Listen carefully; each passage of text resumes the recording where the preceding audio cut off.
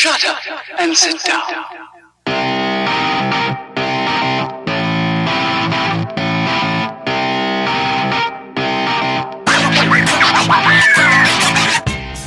And welcome to the Week 5 edition of the BlackSwarm podcast. Doing it a little bit different this week. Rob is out of town on a business trip,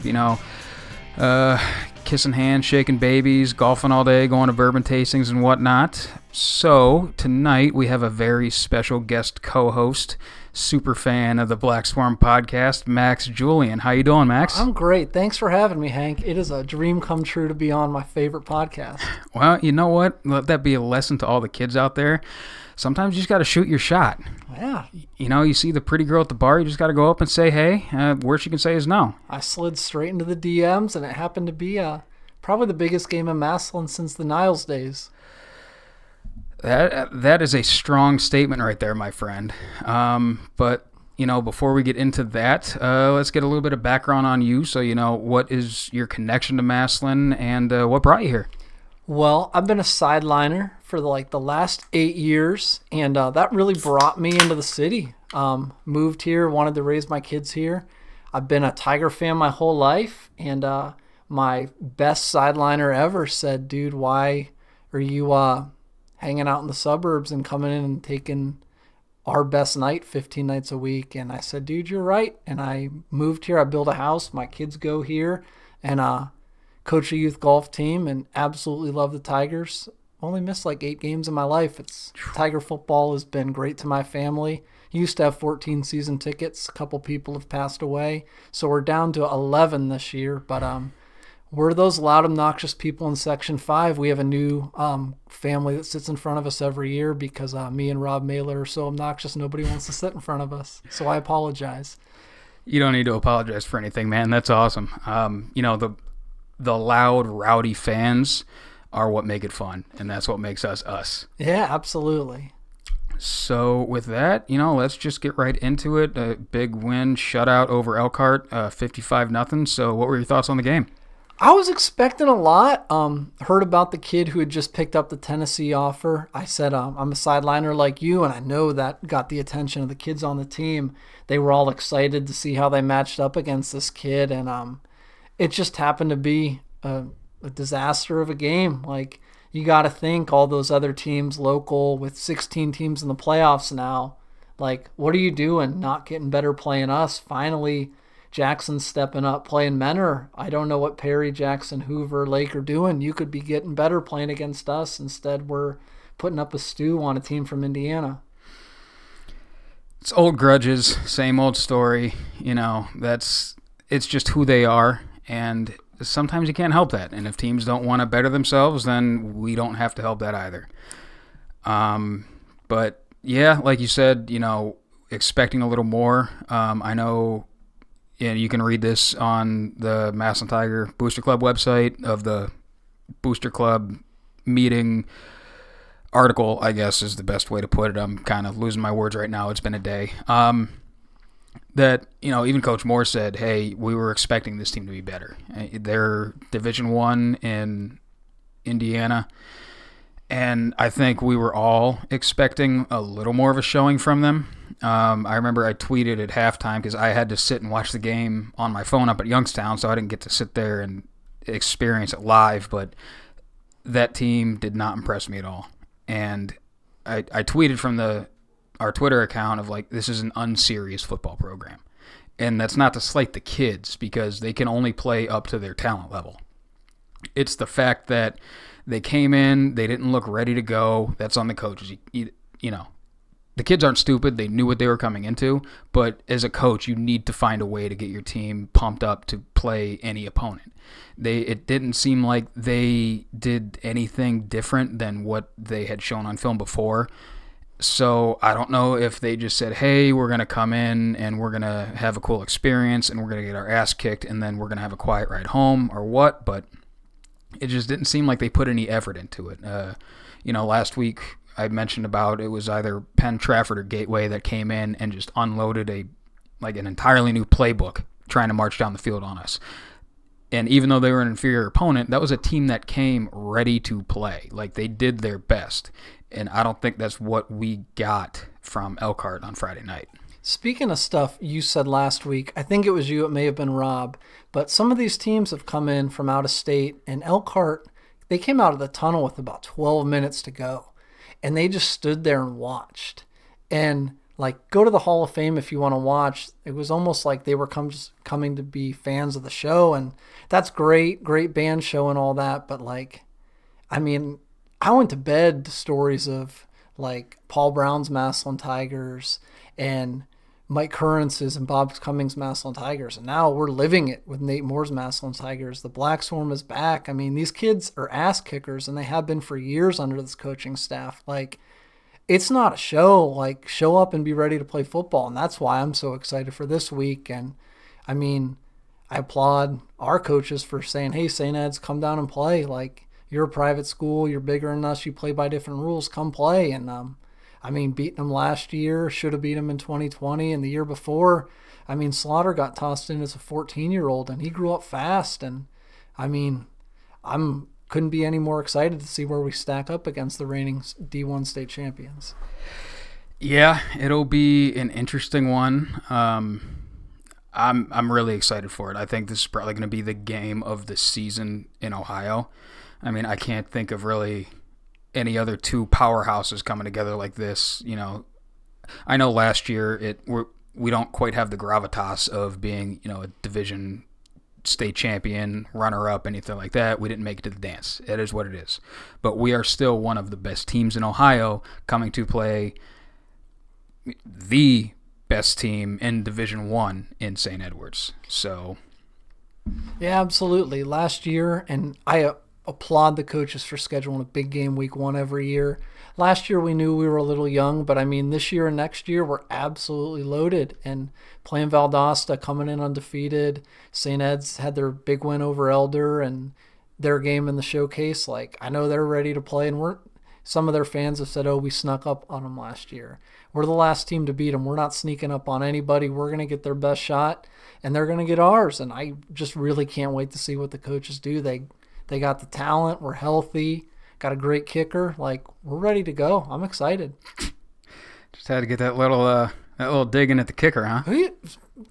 Kicking off in the end zone is so underrated in high school football. Like, I mean, obviously the last couple of years, if anybody's going to say a negative thing about Massillon, it's we've given up some opening kick returns. But Vinny Keller's kicking it so strong, you don't even have to worry about it. The kid's got a leg. I mean, kicking into the end zone after a touchdown is huge, and he's been really consistent. I think he's a huge weapon. Yeah, no, you're absolutely correct on that. I think one of the things in high school football that's lost on a lot of people is, you know, they'll see us do that corner kick 8, 10, 12 times in a row and then bomb one into the back of the end zone and be like, well, why don't we do that all the time? Ask any high school football coach of what do you think about that, and they'll tell you that kid can't do it consistently. It's, you know, he might put 1 or 2 in the end zone, and then the other 3, 4, 5 are just scattershot all over the place. You don't know where it's going. The kicker doesn't know where it's going. So if you have a guy that can, you know, you're going to take consistency in knowing where the ball's going over trying for that bomb into the end zone every time. So the fact that Vinny can consistently put it into the end zone, that really tells you the kind of talent he has, that we have, a weapon we have on special teams, that third phase of the game that a lot of people forget, you know? Oh, yeah, it's huge. I mean, the days of Andrew David, it was automatic every time, and Keller's getting stronger every week. I think the kid's a huge weapon. It neutralizes, I mean, I don't know who Hoban or St. Ed's star is, but that's one less touch Lamar Sperling gets running down the field with the head of steam. I mean, I love it. I think special teams have been awesome this year. Yeah, and, you know, we'll get into it more when we get to the Edge preview, but that is one thing. We kicked the ball off to start the game last year and give up an opening kickoff touchdown, get the ball back, and, you know, 2 plays later fumble it, and then they capitalize on that opportunity, and suddenly they're up 14-0. So I think a little bit of that fumbling was nerves, like trying to press a little bit to chase points. You know, you come out and it's less than a minute into the game, and you're already down 7-0. So when that's not something you have to worry about, when that's not something to put the pressure on even more, the kids can just come out and play their game. Oh, yeah. I mean, it's been definitely a theme, but we've been so young the last couple of years. Like, we're talking about Jameer Gamble back there. He was probably a little young. Jalen Slaughter going in these games when, I mean, a kid his age should be playing JV or freshman, and now those kids are grown up. Jalen's throwing 50-yard bombs under pressure. Jameer Gamble is absolute lightning, and it's fun to see him. And they're still juniors. Like, I mean, this team is exciting, and I don't know if they'll have Gamble back to return kicks, but I wouldn't kick it to that kid. He's unbelievable in the open field. It's just one of the many things you have to figure out with this team, and what is the lesser of the evils that you're going to take as an opposing team. It's, hey, we're not going to kick it to Jameer, but we have Hack back there. It's still kind of early in the season, so I think Wiggins will be back there, but I know he's not been fully healthy. He did return a punt for a touchdown against Elkhart, if I remember correctly, right? Yeah, there's just so many guys. We have just an absurd amount of playmakers on this team. I think this qualifies as an electric factory. Yeah. is the talent level we have on this team currently. And this is, honestly, I think overall as a team, we haven't been this complete since 2018, 2019. And, we made it to the dance then, couldn't get the job done, but we were in it both games. Yeah. And then it took a bit of a dip. You're not going to have any sort of public school be that consistent year after year after year after year. You're going to have some ebbs and flows. It's just the name of the game. It is what it is. But I think right now we are, as a team, not this particular season, but just overall roster talent in general, we're getting back up to that peak again. And it's going to be fun to see how far that takes us. Unequivocally, I'd just like to say, because we talked about the 2018 team, if Jameer Thomas doesn't break his leg or he breaks his leg 3 weeks before, I know we win that game. As soon as those kids settled in and got used to playing without Jameer, they moved Kaishad Mack to running back. Aiden figured it out a little bit, being the younger guy coming back the next year, not leaning on Jameer. I mean, they lost their leader. As soon as they figured out how to play without Jameer, they were the better team. And I just think that, Nate Moore and Cruz Tigers really are it's like living in the old days. And Paul Brown didn't play against. There was no Akron Hoban or St. Vincent St. Mary's. I just hear these stories of just dominating the All-American Conference. And now those teams, they won't even play us, and we're just destroying people. It's just a testament to the work that all those guys, not just Coach Moore, Troxler, Stu, Chip, all of them, Spencer Leno, every single one of them, Craig McConnell when he was there. They're hitting, and we like the BlackSwarm stuff when they talked about it in Go Tigers, but it's here. That defense is flying to the football. You're giving me goosebumps a little bit talking about we're watching history. And yeah, Paul Brown wasn't playing Akron Hobans, but he was playing Kent State's. Oh no, he was shutting them out 42-0 at half. I just want to take a minute to appreciate what we have, because I didn't live to see Chris Spielman, but I'm watching Dorian Pringle and Cody Fair, and I don't know if we'll ever see a better linebacker duo than those guys. They're unbelievable. Our entire front seven is absolutely stacked. But Big Mike, Chase Bond, Cody Fair, Pringle, and all the other guys, the names are just lost on me because they all blend together so much into this immovable object that is our front seven, and quite frankly, that is the rest of our defense too. I think last year our secondary, it was a little bit it wasn't bad. It was a fine to good high school secondary that I think the front seven hid a lot of issues with that Hoban came out and exploited. This year, I'm not really worried about anyone. I'm not worried about a single thing. We haven't seen a high-level opponent be able to try and exploit anything in particular. We saw Valdosta come out and attack us every which way that a team can try against the strictly speaking, the X's and O's. They came out and they ran all the right stuff against a cover 4 defense. but it didn't seem like they were picking on anyone in particular. They didn't have a player that they were going after. They weren't running at a specific side of the defense. They weren't throwing at a corner. They weren't scheming up a safety to be one-on-one with anyone. And I think that tells you what our opponents think of us, that we don't have any individual parts to the whole that they can exploit. So it's BlackSwarm, baby.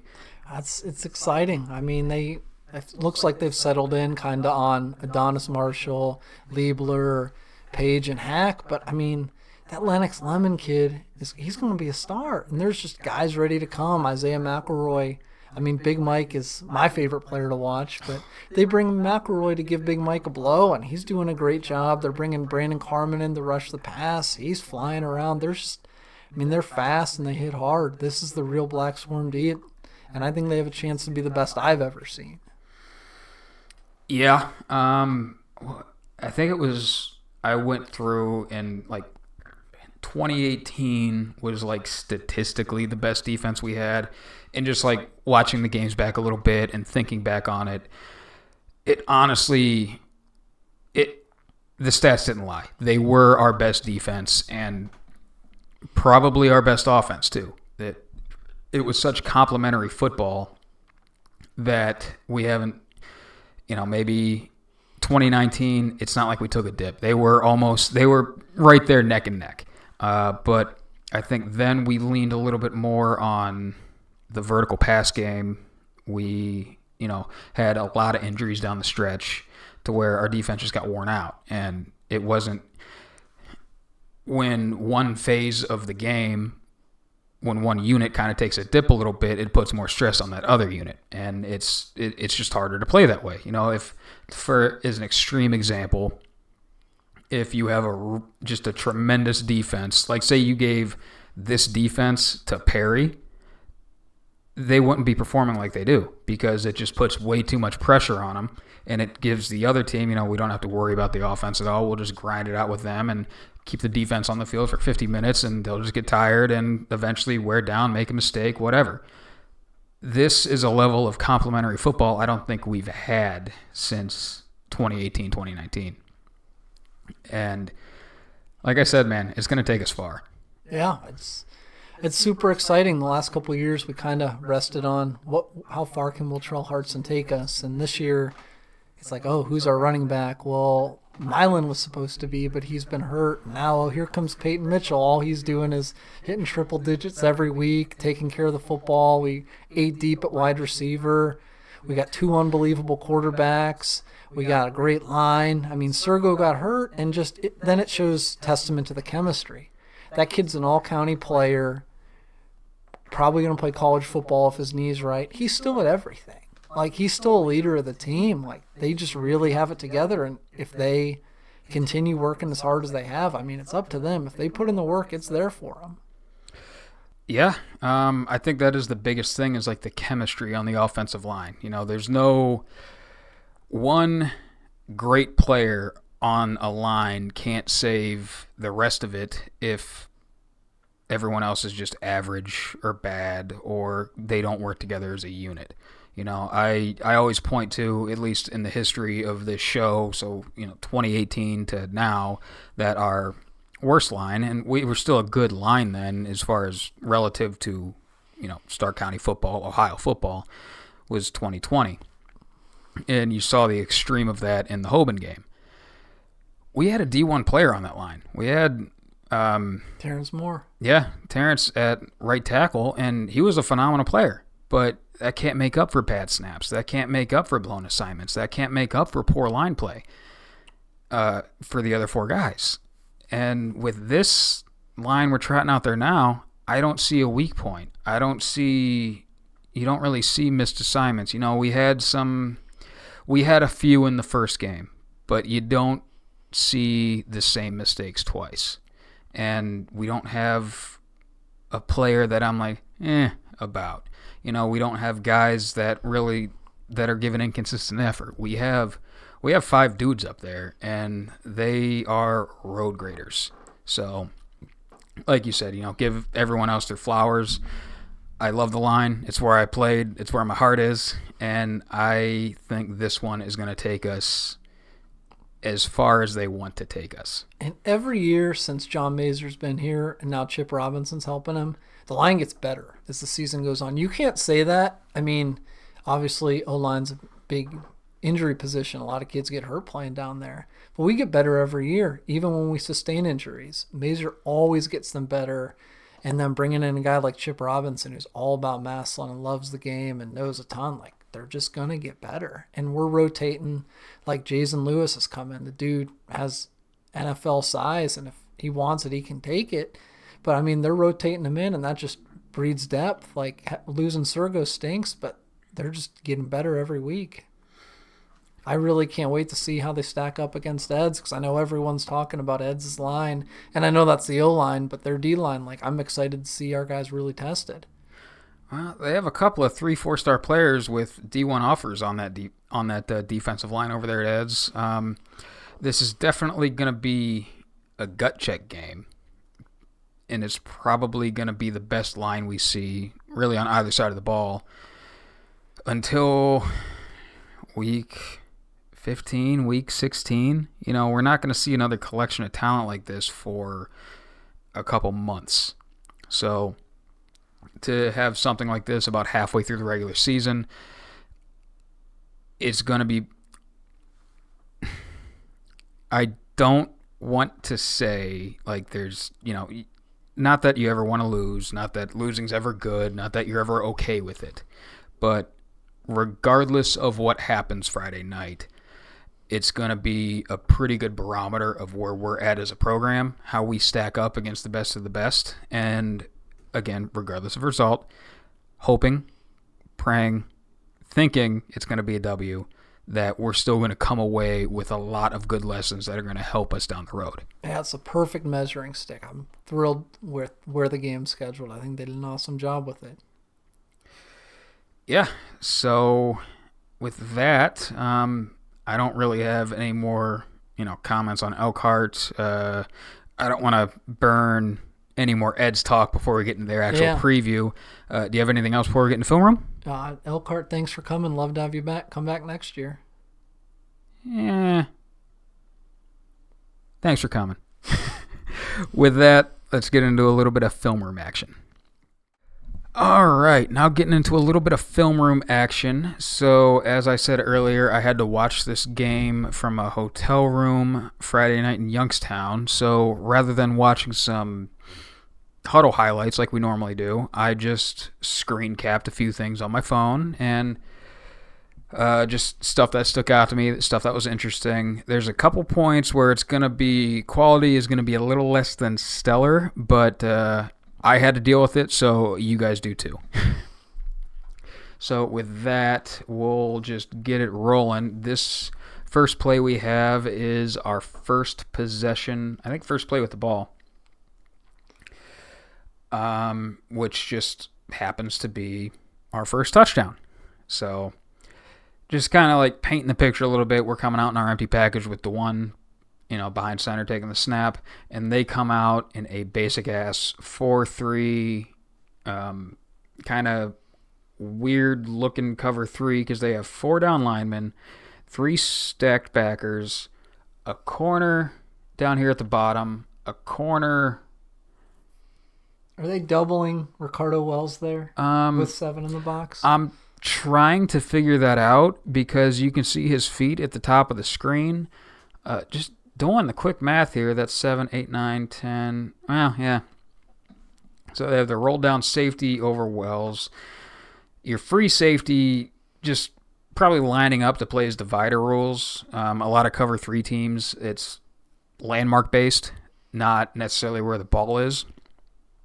So he's just getting in a spot to where he can play the seam or drop back to the middle of the field. And then at the top, you got a corner off screen. This is, quite frankly, basic middle school cover 3 defense. And to come out against us with a look like that, that told me everything I needed to know. So what it's going to be is just fake the jet sweep to Wiggins down here, lined up in the slot at the bottom. straight quarterback counter, no read action, anything like that, just to the backside here. So left guard's going to pull, kick out the end. Fullback's going to wrap up for the will linebacker.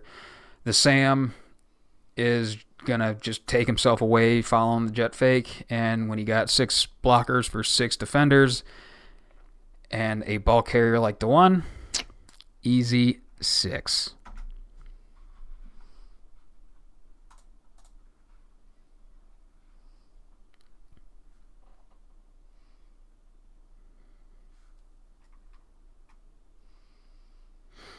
I mean, watching DeJuan run the ball, I don't quite remember the specifics of watching Lynn Bowden, but I mean, Lynn Bowden, I'd say, is the most electric player I've seen in Paul Brown Tiger Stadium. But I mean, I don't know if the styles are that similar, but I've never seen a guy run the ball like him.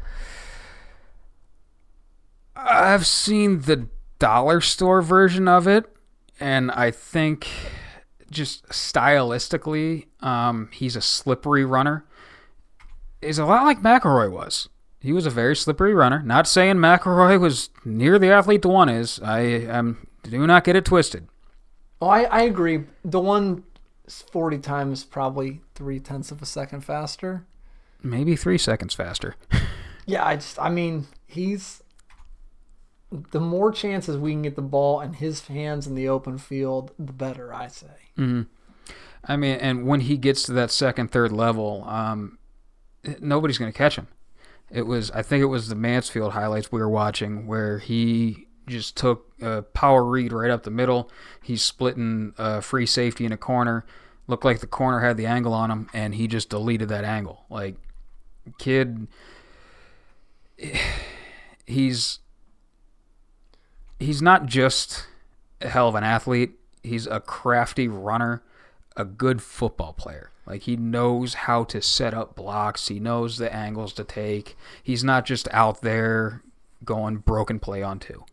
And that's one of the reasons why, just to circle back to the game this weekend, I'm so excited to see how this stacks up against St. Ed's, a great barometer for Hoban, because is this enough? Or to beat Hoban this year at the end of the year is having Jalen get him the ball in creative ways? Or what do we have to do to beat Hoban? Because, I mean, at this point, that's where I see Massillon football. I've heard all the stories of, beat Niles and selling out the Rubber Bowl, and I wish I'd been there. And I feel like this year this is our beat Niles game. What do we do all year to beat them? And I'm just really excited to see is DeJuan running the ball in the read option enough? Or, I mean, Slaughter beat St. Ed. Slaughter, I mean, I don't know. Do we have the 2 best quarterbacks in the state of Ohio on the same team? I don't know anybody better. I mean, Slaughter's proven he can do it under the lights in the biggest games. And, I mean, DeJuan's obviously exciting. I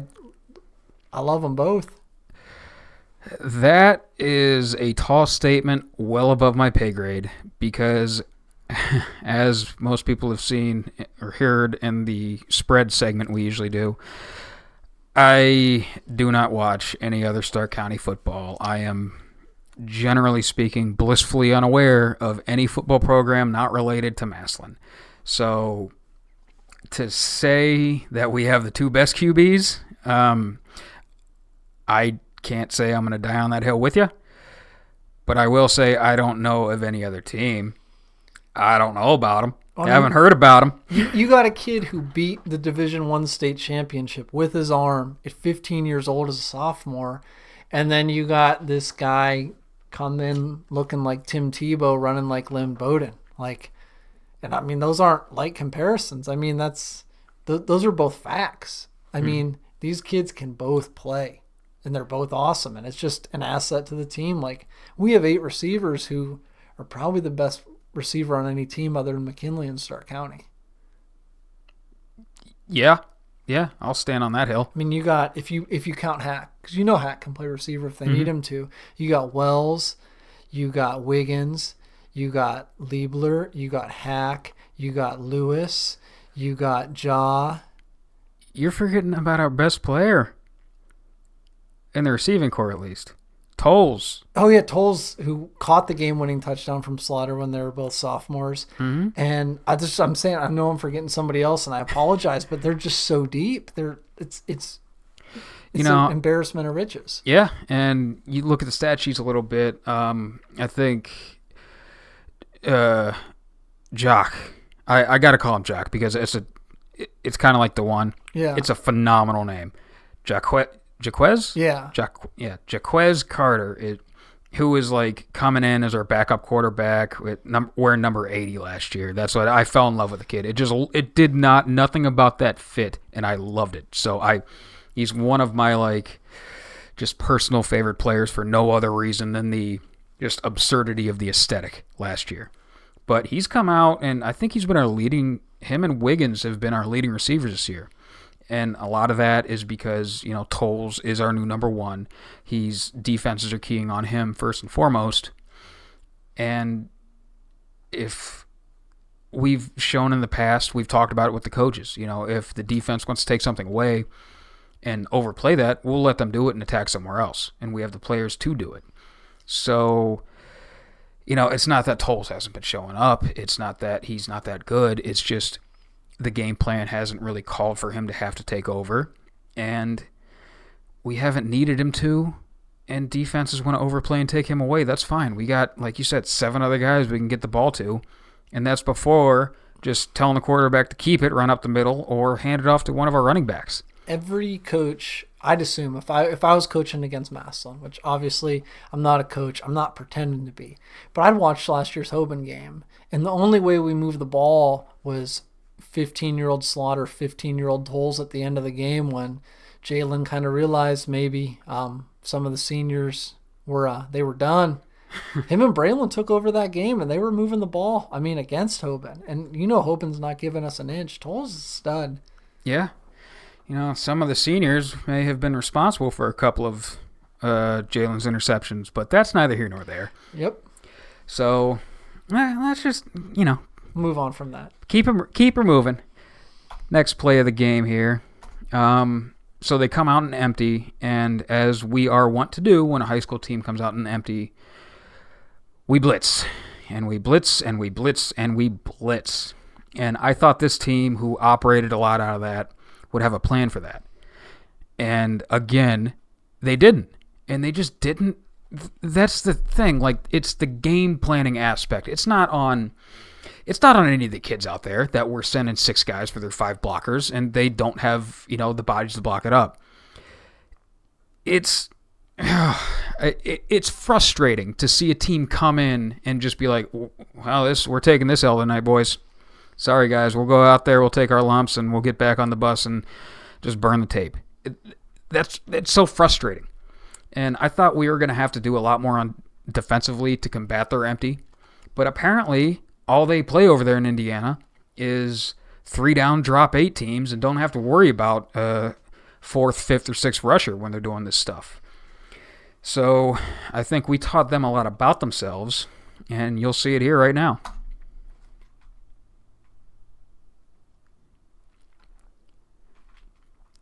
If Clark doesn't take him down, Dorian's right there. Yep.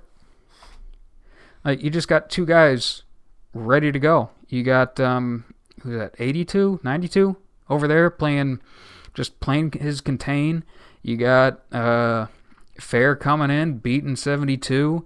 You got 73, and it's either 70 or 78 fighting for their lives. Quarterback doesn't have anywhere to go with the ball.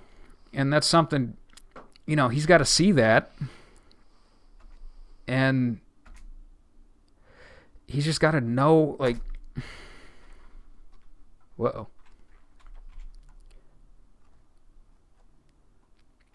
So, like, right here, starting at the top, you see 0 creeping up. You see 33 creeping up. You see 3 creeping up off to the side here. Like, quarterback has to be coached up to know that when he's in empty, he only has 5 blockers. And if he has more than... If he's got a blitz coming, he's got to know where that hole's going to be in the protection, and he's got to know to throw hot. He sees the slide in front of him, doesn't get eyes back, And, I mean, you don't want to say sacks are good, but he just kind of eats it. Not much you can do. Obviously, from this angle, that's all I could watch. I didn't get to watch anything else because whoever's in the truck running the production here, not talking bad about the kids, they're just doing what they're told. Yep. But I know it's an adult running with a microphone telling the kids operating the cameras, zoom in, zoom out, I can't see what's going on. My only perspective on this is the quarterback doesn't have a hot. That's the thing. When you're operating out of empty, if you want to use your passing game, you have to have a hot route somewhere. Just something that the quarterback, if he's got a blitz coming, if he's got pressure in his face now, that he can just pull the trigger, get rid of the ball. And there are some teams that when they don't get blitz and empty, they don't get pressured in it, they don't need to have that hot route built in. And that's on the coaches. Again, that's on the game plan. That quarterback needs somewhere he can dump the ball off now. I don't know if they started in trips to the boundary here and if this guy in motion is bringing trips to the field or if they're going quads or what, but he's got to have some place he can get rid of the ball right now before that when his, right there, he's got to have some kind of option. And you got at least 3 guys on screen with their heads downfield. Yeah. No one's looking.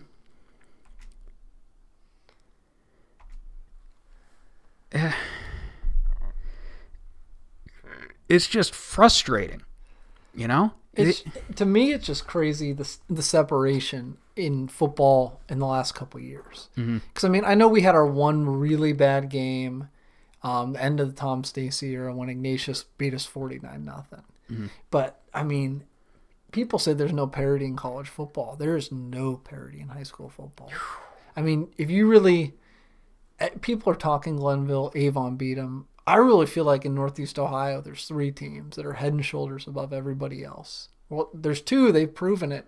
But, we beat Eds last year, but it's our turn to go prove it, get our ring, and beat Edsie and Hoban and leave no doubt who's the best team in the state of Ohio. But, D1, D2, I don't think it matters. I think it's just these 3 guys. Yeah. Getting me hyped up, man. It's only week 5. You can't be getting me this excited in week 5. Yeah, but to win this game Friday night and then go get the ring, which obviously I'll take the state title with the loss to Eds, but that just validates it. We beat St. Ed's, they win D1 again. Any idiot McKinley fan who doesn't grasp the concept that D2 is probably deeper than D1 at this point. You beat the D1 state champion, win D2. There's nothing. They don't even have an argument anymore. I don't think they've had an argument for a while, but... I completely agree with you. That's neither here nor there. All right, so here we come out. First down, second series. This one was interesting because we're just running... This is just a basic power play. And... it's a little bit different than how we usually run it because, like I talked about last week, we like to have the running back and the fullback kind of stacked on the same side. It lets the running back get a little more downhill. But when you put them on opposite sides like that, 1, it's a tendency breaker. 2, it allows you to involve the quarterback in the read game a little bit more. And here you'll see on the backside of power, normally the backside tackle is gap hinging. He's stepping hard down into the B gap inside and just sealing off, making sure nobody's rushing.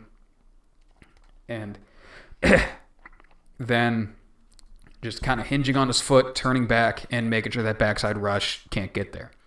Here, you're going to see the tackle immediately climb up to the second level and the quarterback actually read the backside end.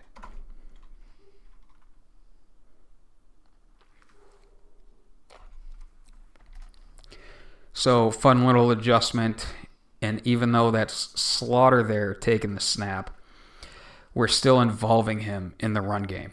he's accounting for that extra body because they do have 7 in the box to our 6 blockers. So you got to figure out how to neutralize that extra body. So rather than trying to block him, scheme up something, give him something else to look at, we're reading him. And Slaughter does, you can see right here, get eyes on him. And he sits there. So as you're supposed to do on any replay, hands it off.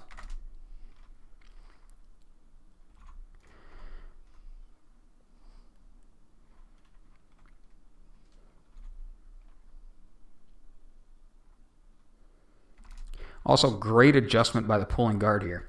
He knows he has that backer creeping up on the hash because the double team of the right guard, the right tackle, are going to go back and take care of that backside backer.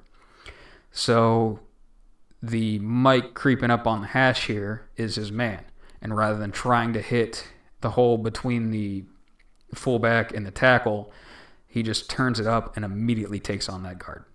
Or that backer. That's Looney, right? 75? I believe so. That's a nice pancake for him. Yeah. So, it's not a modest 3-4 yard gain, but still a lot going on. Pretty cool to see. But when you have a quarterback with the arm talent of Jalen Slaughter with those receivers, I mean, that sets it all up. That's what we've been running for years, and power is God's play, as you say. Yes, sir. So here we marched down the field a little bit. We got the one back in the game. Actually, no, I'm sorry. We scored on that last drive, and now we're back in the red zone on our 3rd possession, I believe. So this one is the touchdown run by the one. This one, we talked about it last week, dart. So pulling the backside tackle and wrapping him up rather than pulling a guard. This one's cool, though, because everything about our offense with the flat backside of the quarterback and the fullback to the right side, I would be thinking stretch to the field. But we pull that right tackle up through the hole. Quarterback, I don't think, is reading anyone here. He's just faking the handoff. Running back ends up sealing off backside. And the one waltzes in for 6.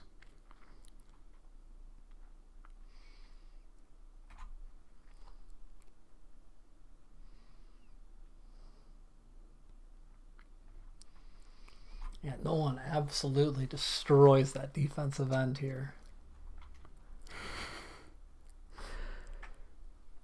And great play by, 53 Snodgrass. Yep. Don't have to get too aggressive. You don't need to pancake anyone at the second level. You just need to get in the way, get hands on, let the ball carrier go where he wants to go.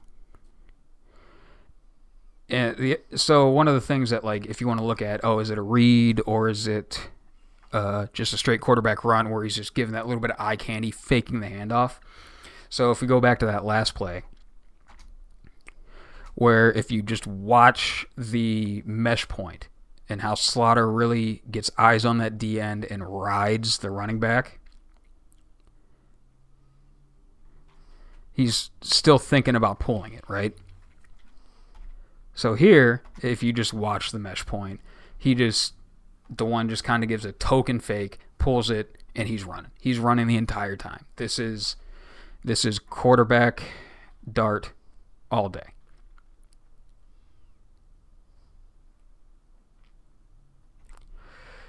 Here, defense gives up a big play, but I think this is one of the few things where I liked what they did. You can see the receiver there kind of on top of Obi's helmet. Not the one at the very top between the hash and the numbers, but the one that's got his shoulders turned. He's facing the sideline. They bring him on like a jet motion, fake the run, get a little bit of hard play action. And it looks like we're in man defense. Get him on the wheel. So he goes from the number 3 receiver to the number 1 vertical up the sideline. And you can just see how Hack gets lost a little bit in man coverage, kind of cheating a little bit, getting his eyes in the backfield. Looking to make a play on the run, but when you're in man coverage, you got to keep your eyes on your man. So a small highlight from Elkhart in an otherwise abysmal show. Love to see Pringle coming from linebacker. I mean, that kid's motor is unbelievable. It's like he's shot out of a cannon every time. So here, goal line stand.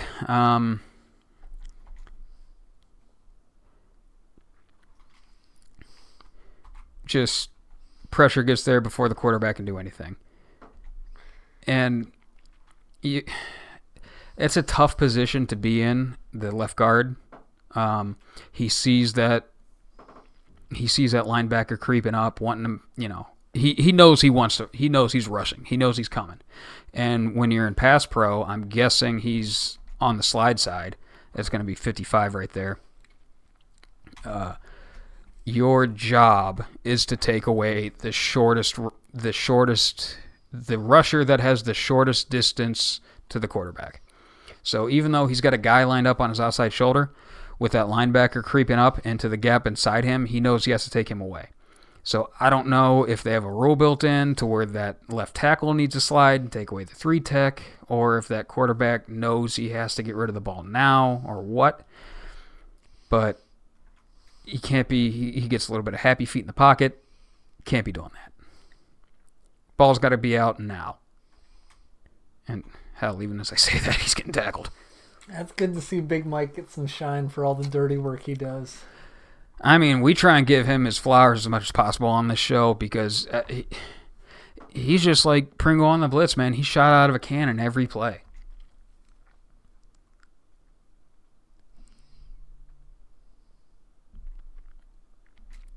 So here, another snap of empty, another blitz. There are some teams that their hot route is just a vertical down the sideline with a matched up one-on-one corner. And you're going to do that against, defenses where you like the matchup of your receiver on that corner. But when you don't have time to throw it as the quarterback, man, it's... Look at that, just 1, 2, 3 pressure.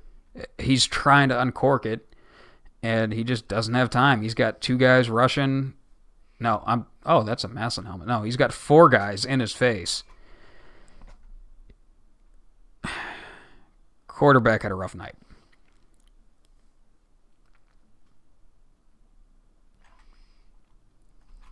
Here, same thing. Faking the jet sweep, bring the blitz. When you're pulling the running back, trying to get him faking the block...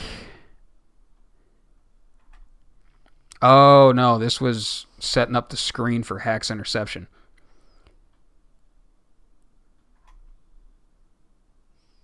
Throwing a hope and a prayer. Whoops. So this one from the wide angle, they showed on the replay after I screen capped this. Hack was the only Maslin player in 10, 15 yards. And just the fact that he gets a lollipop right to him. And... right here's a moment when you're on the rush versus a screen. You coach it up to stop, retrace, get back, find the ball carrier. But sometimes you just have a decision to make. And it's, should I stop and go back? Or should I get pressure on the quarterback?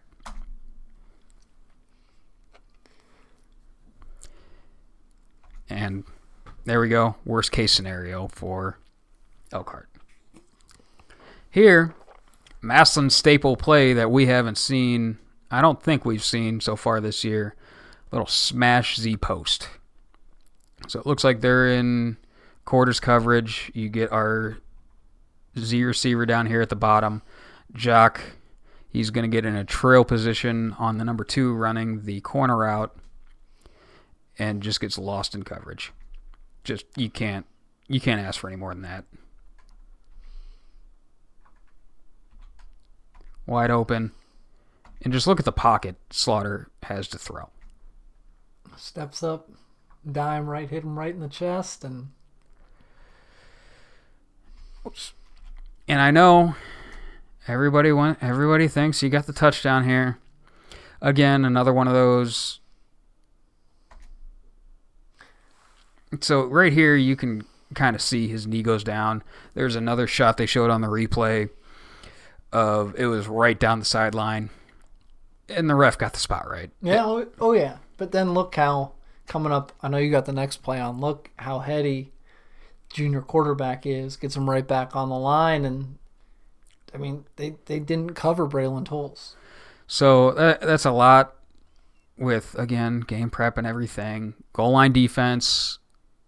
When a team runs out heavy like that, you're not really. Some teams get lost in the sauce a little bit, and you're not thinking about guarding a receiver that's out there. I remember watching live because this is, again, what you're seeing now. You can't see the receiver at the bottom because I couldn't see it on the live feed. I didn't know he was wide ass open. I'm thinking, like, why is Slaughter pulling the ball to throw from the half-yard line? Yeah, hits him right in the chest. Easy touchdown. Good to see Braylon in the end zone. Yep. So, before we get into Ed's film, any closing thoughts on Elkhart? The one play you didn't have was what I thought was our best play that has me the most excited. Was a later pass Jalen made to Ja. Jalen dropped back, scrambled around a little bit, and just this year more than ever, he's keeping his eyes downfield. The arm we obviously knew was all there, but now the leader and the pure quarterback, I mean, he eludes the rush and zips it down. And I mean, I think we're really seeing Jalen Slaughter make the next big step. And I mean, I'm impressed all around with the whole team, but I really think the growth from that kid is there. And I think, I really think 2 leveled up. Yeah, I'm right there with you. I think I don't really have much of it in the Ed's film, but I remember watching it live, being impressed with him. You know, he's got the Ed's pass rush in his face all day. And that's not to say our line did bad. It's Ed's brings the heat. That's what they do. And with talent like they had last year, talent like they have this year, you know, you're going to lose some of those individual matchups on the line in the trenches. It's going to happen. It is what it is. But he was, in the Ed's game, I think you saw this most last year, he was running around to throw the ball. I think that's been one of his strengths, but it's really improved this year. Of a lot of high school quarterbacks you see, when they get off their spot, their first instinct is to tuck it and try and run and make a play. But Slaughter's always looking downfield. He's trying to throw the ball. He's trying to find, he's trying to find that open man. So, like you said, he's leveled up this year. It's something he's been even better at. And that's going to be the difference between a win and a loss in a couple games this year. Completely agree with you. So, just like how we did the Elkhart film, a little bit different, rather than previewing, Ed's what we've seen this past year from them of this season, wanted to just show some of the plays from last year's game. They obviously a couple different players, a little more experience, a little bit of different scheme, but it's still our DNA and their DNA is pretty much the same as it's been the last few years. So I think Lombardo's Eagles versus Nate Moore's Tigers. Love it. Yep. So there's a lot of takeaways we can get from last year that you watch it and we can just highlight some stuff that we did and get some good talking points. So here we are, already down 14-0, not a spot you want to be in. 1st and 10, come out in our 4 wide. I think that was our best personnel group last year. And it was the touchdown to Banks started off. So, you'll see us motion the guy in the slot on the numbers at the top of the screen. Motion him over, and we're running our spot snag concept down here at the bottom. Great versus zone. But when you get that one-on-one matchup up top, you take that on the slant every day. And you see when the defender runs with him, Slaughter knows he's got that one-on-one. And Banks wins on the 6. Wins on the slant 4-6. And I think that's something that, I'm going to be looking at this week Ed's is going to give you those one-on-one matchups. It's any team in high school ball is going to look to take away the run first, especially against us, where we, that's in our DNA. We're going to run power at you. We're going to figure out how to run the ball. So teams are going to stack the box. And when those receivers get those one-on-one matchups, got to take advantage of them, man. And also giving flowers to our line. Giving them time to throw. Clean pocket. Slaughter throws a dart. Banks is off to the races. And it gets me excited. I know we've said it's a super crowded wide receiver room, but you got to think like Ricardo Wells, Chris Lewis, those dudes are ready to break out. Ricardo's a big body guy. Chris is a little bigger than the others. We knew Ardell was great here in Massillon, but the rest of the state didn't. And I'm expecting one of those guys to have a coming out party Friday night. Not just those two, any of the 8. Somebody's going to have a big night. Yeah. The last thing I want to speak on this is Ed's defense. I'll talk about it later as well, but their DNA is on first, second down, non-obvious passing situations. They are going to play cover 3, cover 1, and then if they get you to 3rd and long, they're going to bring those funky blitzes like they always like to do. So what do? We come out on 1st and 10. We give our quarterback a nice, easy play where you got a zone beater one side, you got a man beater other side. You dress it up with this motion, nice man zone indicator, tells the quarterback exactly where he needs to go with the ball before it's even snapped. And see the result. Whoops. Too far. There we go. So, next drive, come out, first and 10, getting down the field a little bit heavier personnel, just fullback, tight end, 2 receivers to one side, and we run smash fade. So, it's like your smash concept, but you're replacing the corner route with a wide fade. So, what a wide fade is, it's a vertical, but you heavily tilt to one side to essentially your aiming point is, call it 10, 12 yards downfield to where you would be if you ran a vertical from the number 1 position. And why is that important? Because the defense, even though they're not playing cover 1, or cover 0, which is about what you would want for that look, you're still getting what essentially turns into man coverage over those 2 receivers with a safety over Banks and a corner over Wiggins.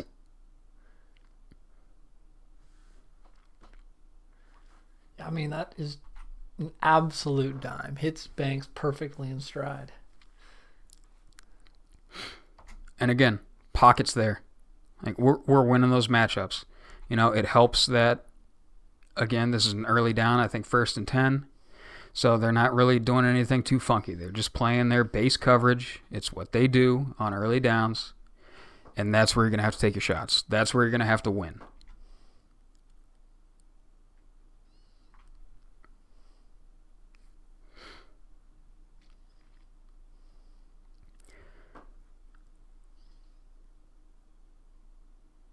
So here, big run by Will Trell. But it was a run we went to a lot of the night. So it's essentially a zone insert play. If you're drawing it up on the whiteboard, it kind of looks like ISO, how you're just getting a fullback up on a backer and the running back running right behind him. I call it zone insert because you'll see the fullback kind of shuffling across, inserting into a gap on the opposite side of the ball that he's lined up on. So it's a less downhill violent play than ISO is, and that's kind of how I differentiate the two. ISO, that's full on downhill. You're thinking classic I formation, putting the fullback and the running back right up the A gap. But this is something we went to a lot that night. And, line gets a good push. Safety kind of takes a bad angle stepping up. And Trell almost gets a touchdown. And And again, that's one of those, one of those things schematically. It's, hey, we got this dude in our backfield. Number 4, you feed him the rock as much as you can, but it's how are we going to scheme him up to put him in a good position? Shoots it out the back door. I'd say that's a pretty good position for Trail. Man, look at Bond hustling the whole way down, playing both ways. Gotta love that kid. Let's see where's Bond. So, yeah, lined up right side.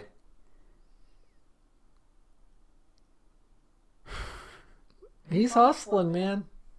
High motor kid right there. So here we got... What do we got? Oh, yeah. Power read.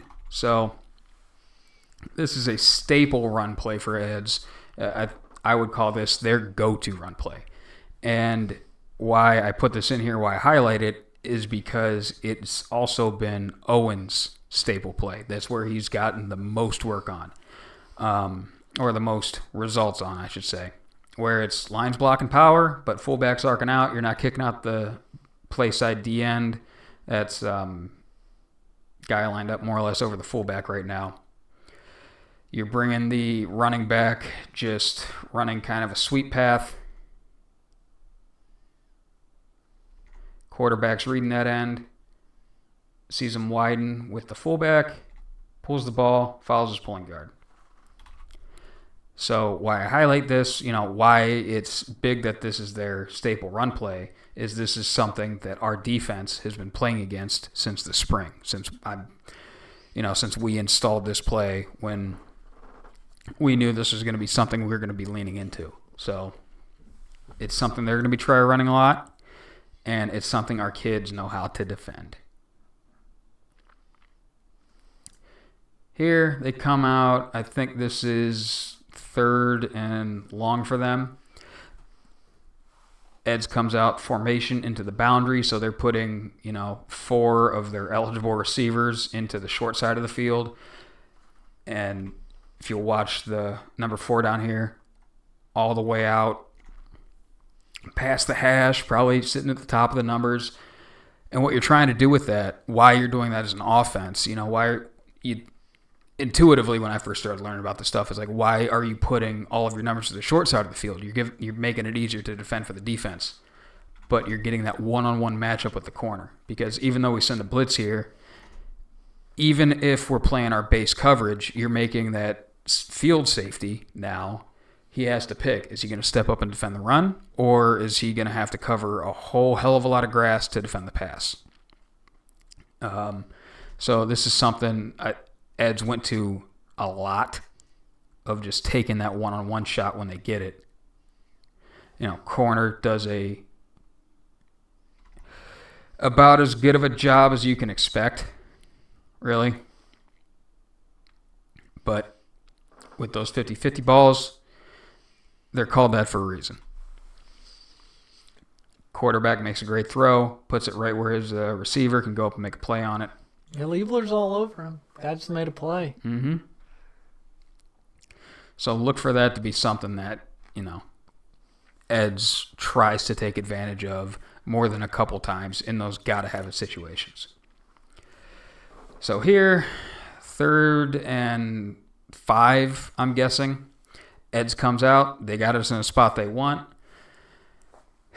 They run that bullshit, double mug. Linebackers are both walked up into the A-gaps. You got three techs, 3 wide, 7 techs looking to rush. Line doesn't know who's rushing. Quarterback doesn't know who's rushing. He doesn't know if he has to throw hot. He has to... That's the thing with Eds. When they get you in these situations, you have to do your best to stay out of it, because they have so many plays that they can run from this look, and it can be so confusing for an offense. Not just the quarterback, but on the line as well. So here you can see they drop out. Both middle linebackers bring the either a linebacker or a safety on the hash down here, and they only end up rushing 4, but they got a guy running wide open at your running back. And that's what you're trying to get. As a defense, that's a matchup you want. You want a guy running clean against a running back. And, I mean, I still like Trell in pass pro, and Slaughter gets the ball off. Receivers got to come down with it. We had more than a few opportunities to make those kind of plays that we didn't convert on. And I think that's going to be one of those things that, if you want to win this game, you got to win these plays. And he's just looking to run before he gets the ball. You got to secure that catch. Catching's first, running with it second.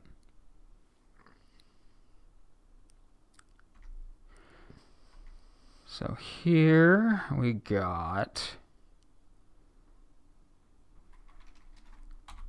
little switch verts action. Obviously, same personnel group, same spot on the field, but it's early in the downs. This is either first or second down, so Eds is just playing their base cover 3. And how do you beat cover 3? 4 verts. How do you really beat cover 3? If you can run switch verts, confuse the guys in coverage. So, do you know what switch verts is? Explain it to me. All right, so regular 4 verts, it's pretty self-explanatory. You just got your 4 receivers running vertical down the field. Your landmarks you want them to get to is the outside receivers want to get to the bottom of the numbers without going too far outside. Leave yourself some room on the sideline. You want to get your inside receivers running straight up the hashes, up the seams of the defense to create that one-on-one matchup. Once they clear the backers, you got a 2-on-1 with the free safety. So if you're playing a team like Eds, it's not going to be as much of a money play as, say, a team like Fitch.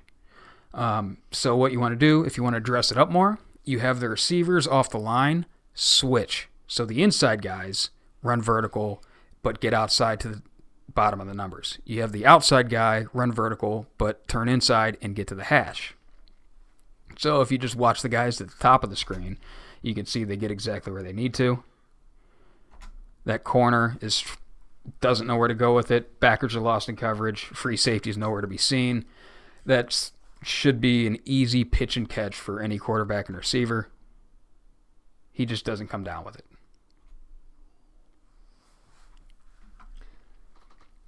And that's what I mean when I say you have to make those plays right there.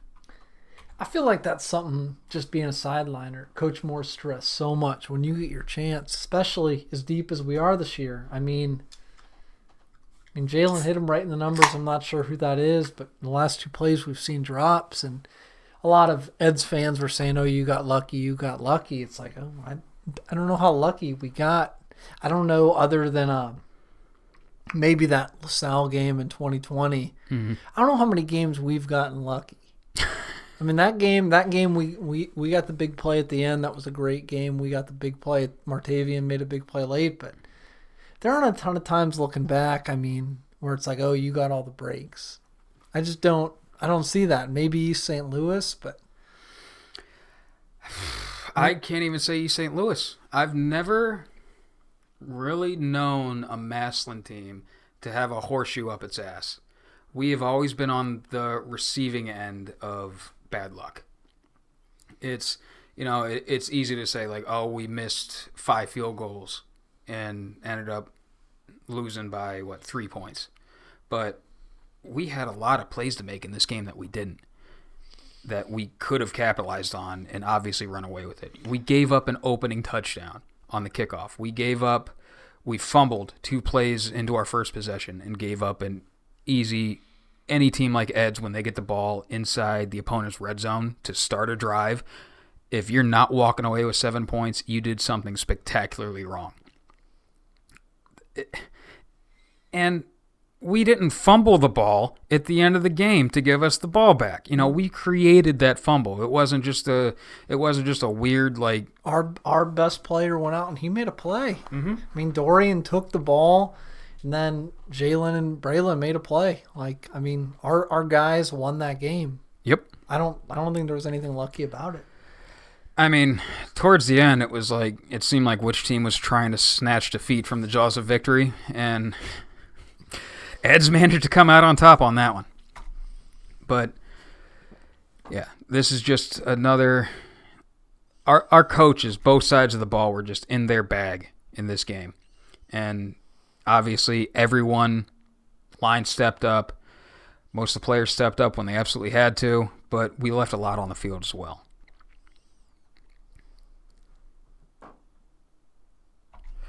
So here we go, 3rd and long. They're showing another funky look on defense. We try and come back to the that same 2x2 motion guy across. And obviously when you have something like that, you can't go back to the same play. You have to have something else. And we do here. We go back to Old Faithful that we've been running since Trox got here, at least, drive. So Wiggins is going to motion across and end up running a drag route. The guy on the hash up top is running a dig, so you're just trying to high-low the 2 backers. Unfortunately, they show this funky look, bring a blitz from the field. Slaughter has to step up, and Ed's rallies, makes a tackle. I mean, he has to step up, kind of, to get away from that rush. But this is one of those times where I think he, like I said about a high school quarterback, they get the running, and this is one of those times where instinct kind of takes over, and he just tries to make that first down. But when you got 1, 2, 3, 4 Ed's defenders sitting on the sticks like that, you're not going to have much room to run. Whew! Look at that get off. That's got to be Big Mike. Nope, that's Chase Bond, I think. Malachi Card. Malachi Card. Card. 96 last year, 43 this year. Gotcha. You're much closer to the screen. You're my guy for this. You think he drops the cast this week? Finally plays with 2 hands? Hasn't needed it so far. So here, 2nd and 12. Not a spot you want to be in as an offense. Let's see. Odds Dorian flying in. So here, same thing. They go formation into boundary. You get that one-on-one outside. See safety sees the rollout action, steps up, does a good job bailing, but receiver runs a good comeback route, gets on the corner's toes, breaks off of it. And that's what I'm talking about, man. That is, for going up against a defense with the skill level like we do, that's wide-ass open. And I believe, he came down, made a play. I mean, great catch by the receiver, sprinting to the sideline. But that's those one-on-one matchups. You got to win. So what is this? Okay. This is one I really wanted to talk about because I remember watching the game live. This is, for perspective, it's farther in the game. I think this is kind of later in the 3rd quarter. It's 3rd and 10. 3rd and long, so you wouldn't think heavy personnel, tight end, fullback that never run routes. We don't really use our running back in the passing game. You only got 2 receivers on the field. They're going to be running something. And me and Rob were talking about this in the stands. Like, why are we doing this? Why are we in this heavy personnel group to throw the ball? And it dawned on me as I'm watching this tape that, oh my God, it's 3rd and long, and Eds isn't running some funky bullshit blitz. So what I'm fairly certain happened was that us being in this heavy personnel group, the threat of the run was there enough, or Eds doesn't like their blitz packages against this look, we were keeping them in a base defense. So just by us trotting out, you're thinking, passing situation, you want to get more receivers on the field. Well, by trotting out this heavy stuff, you're not letting Eds run that funky stuff to throw your players off. You're trying to give the quarterback as clean of an answer as possible pre-snap so he can more easily figure out what to do post-snap. Here, obviously, doesn't work out because we only ever have 2 receivers that run routes. They kind of tilt the coverage to the receivers, so you get 4 over 2, so you have that play we scored on earlier with the wide fade to Banks, you have him double covered with the free safety over top. You got a corner sitting over top the hitch route with a backer sinking down to it. Not where you want to be, but it's interesting to try to see the why of why we're doing certain things. You know, it's easy to sit in the stands and like, oh, why aren't we doing this? Why aren't we doing that? These coaches, this is what they do for a living. They are passionate about this. They are knowledgeable. They love this shit. You know, you don't make much money as a high school assistant football coach. They are doing this because they love it. This is the absolute difference between Massillon football and St. Ed's football versus Elkhart, Indiana. It's a completely different game. So I say that to say, if we're doing something schematically, play call, personnel, whatever, there's probably a reason behind it. And at this point, if you don't trust like this coaching staff, what are you waiting for? Like I hear the boo birds and stuff, and it's like, really, what do you want from them at this point? Are you gonna do better up there in row double Q? Like, I don't get it. Mm. And like I said, you know, in the moment, I am that fan in row double Q screaming, you know, what the fuck are we doing right now? But you go back, you watch it. There is a reason for everything. And even if it takes you, yours truly, for instance, a literal year to figure out why we're doing something, there is a reason. Sometimes I don't agree with the reason. Like, go back to trying the fake toss reverse in week 1 against Valdosta. I get it. Don't agree with it, but I get it. Here, I kind of agree with it. You know, you only have 2 receivers on 3rd and long, but it's keeping Eds out of their funky bullshit. You're trying to make it as easy as possible for the kids. Obviously, having one guy triple teamed and one guy double teamed isn't easy, but Slaughter's got a good pocket to throw out of. We know it's cover 3. You can try and ask for more, but I don't know if you can get more than that. I don't know where I was going with that train of thought, but the why is there, and I don't necessarily disagree with the personnel play call. Obviously, it doesn't look great at the end with Slaughter trying to run out with it, but 1, 2, hanging back. That's all the time in the world to throw the ball as far as you want from your pass pro. And he didn't make the stupid interception. Lived to see another play. Yep. I mean, that's an incredible job by our line as well in pass protection.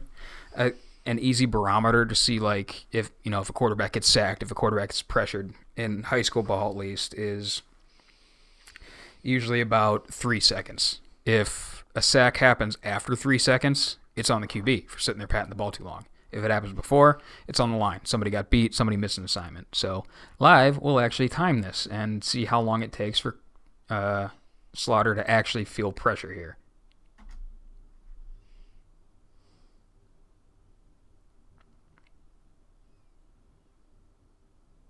You have plenty of time, just nobody open. 4 seconds for him to have to get off his spot and run out and flush the pocket. That pass pro is holding up beautifully. Obviously, like we talked about, the route concept didn't get there. But hey, that's about as much as you can ask for in 3rd and 10, a position you never want to be in as an offense. And complimenting the line, like, you look at that picture, you see, Chase Bond, he's back. New number. Michael Looney, he's back. Davenport's back. Jones is back. Like, all these dudes, Slaughter's back. Like, they're a year older, a year in Dan Suter's weight training program. Like, I mean, I can't wait for Friday night. Everybody's talking about their line, man, but hey. I like ours. Mm-hmm. Ours ain't no joke. Michael Looney isn't 6'6", but he's a heck of a high school football player, man. Mm-hmm. And you know what? In high school football, that's all you need to be, baby. This ain't D1 college. This ain't Ohio State. We're not going into the big house playing Michigan next week. We got St. Ed's, another high school football program. Here, 3rd and short. Running stretch to the field. Obvious, formationally, you're going with twins into the boundary, trying to pull the defense that way just by formation. But you got the fullback to the field with what looks like a tight front up front. So you have a head-up nose guard, backside 4-eye, front side 4-eye, clogging up all the interior gaps. Just making a mess, not letting linemen get off onto the second level. And heck of a job by 12 here at the bottom. Remind me of his name? Brandon Carman. You're the man. By Brandon Carman holding the edge, not letting that running back get outside, making him turn upfield into the teeth of the defense. But my God, I was screaming for it all year. Get that kid some gloves, some tape, something besides bare arms, because that's what a JV player looks like. You know, when you're little like junior year Hank Pfeiffer out there, that's what you should look like. When you are starting Jack Backer, give me a little bit of swag, brother. Come on now. But hey, you don't need swag to hold an edge. So here we go. Get the ball back, march down the field a little bit. And what I said before about the coaches being in their bag, just a little tight end pop pass off power action. The fans' favorite play. You hear nothing in Section 5 called for more than throw the tight end. They want it, and there it is. Just a fundamental misunderstanding of why we have who we have at tight end. Our tight ends are out there to run block, be road graders, pass block a little bit. A lot of the times they are glorified 6 offensive linemen. They, generally speaking in high school, you're not having a dual threat tight end.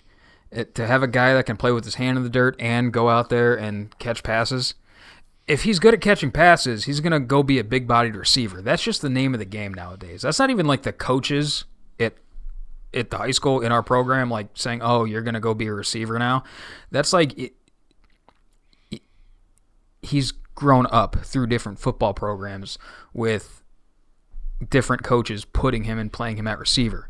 You know, it's not just us saying like, oh, we're just never going to use a tight end in the pass game. It's, oh, we're not getting kids that can do this. And to like try and get a kid as a 9th, 10th, 11th grader that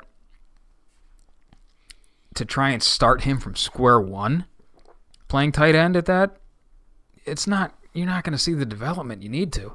You almost want them to specialize as much as possible, like lean into what you're good at. You know, it's why we have, it's why Davenport, like colleges are looking at him like they want him to be a tackle. So he decides, I actually don't know who made the decision, but he is now an offensive tackle. You know, he's not out there running routes. If he was good at running routes, they would want to make him a tight end. If he was good at running routes, we would have him running routes. It is what it is. This is one of those tricky-dicky plays that it's kind of a one-off, and this is all you're going to get. You know, Chase Bond is a D end. Oh, yeah. He's not a tight end. He is out there because he is mean. He's a road grader. He can block like a motherfucker. But that's not even his starting position. He's a defensive end that we can happen to use on offense. But here, you get him up pipe a little bit. You don't need to be an athlete to catch a wide open pass. You just got to be a dude. And by that, I mean when you are... Look how fast, though, Jalen gets that ball out. Mm-hmm. I mean, they're clicking, and you can see defense is set up. I mean, one's breaking down, but they were so locked in on Ardell at that point. Yep. And Will Trell, but I know Peyton's in the game at this point. But, I mean, Ed's that night set out to stop Will Trell Hartson, and Jalen Slaughter and Ardell Banks beat him. Mm-hmm. And Braylon, the whole team. But I mean, their game plan was Will Trell, and our coaches outsmarted them. And what really helps is the fact that we pull a guard. we do that. 32 does that big old fake right here. See those arms wide ass open like that? He said, this ball is, I want everyone on defense to see me taking this handoff. And that's part of what makes it. And actually, when we had, I am just blanking on every Drew Rackman. When we had him on last year after this game, he actually pointed out, I never even looked up top. He talked about the defense keying on Banks. That's why this wasn't a touchdown. Because watch Banks at the top here. It's, hey, just fake the tag screen. We want it to look pretty. Walks out of his stance. And you see that free safety in the middle there. He sees Banks just walk out of it. So he doesn't have to look at that anymore. Is that an effort on our side problem, or? That's an effort on someone's side problem. Yeah.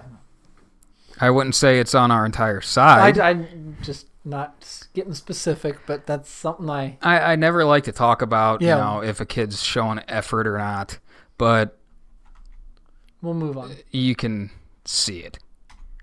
Because like you said, when they have 2 over 2 like that, we'll throw that tag screen a lot because one guy's going to be bailing, one guy's going to be crashing to break it up, and all our speedy guy has to do is make a man miss, and he's gone for 6. So that free safety in the middle has to have an eye on that. He has to make sure that the ball's not going out there. He has to play cleanup duty for that. And when he sees waltzing Banks out there not doing dick, he can just turn back and find Bond running right down the middle.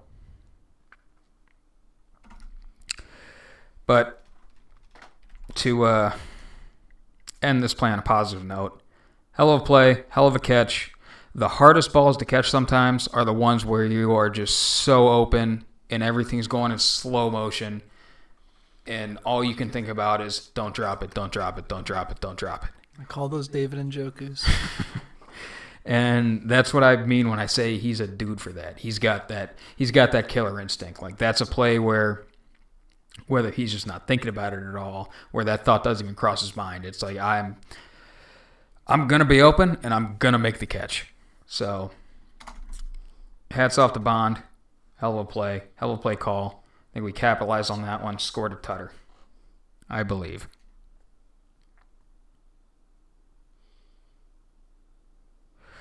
Here, hell of a play call by them now. 3rd and 3.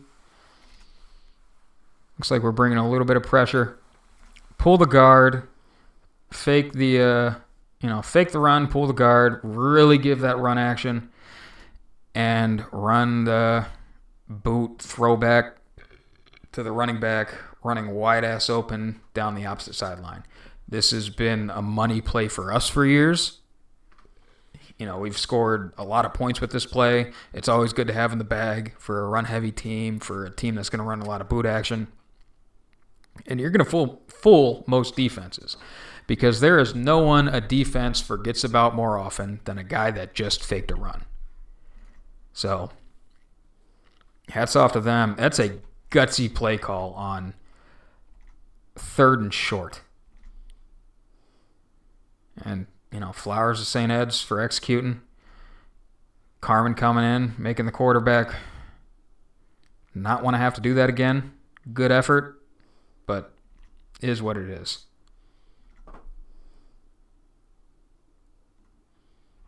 So this, I forget the situation, but blitz against, it looks like they're running a fake bubble and go. It's something, I know we scored on that exact play against Glen Oak last year, and not that we were on the bubble much. I know we got a lot of mileage out of it last year, but our normal thing, the tag screen, and with the inside receiver coming out to block the corner, we've scored on the sister play to this quite a bit, where he comes out, fakes like he's blocking, and then runs right up the sideline.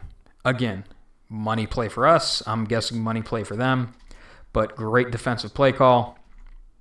We just get a free rusher off the edge. Carmen comes in, makes a play. Got 52?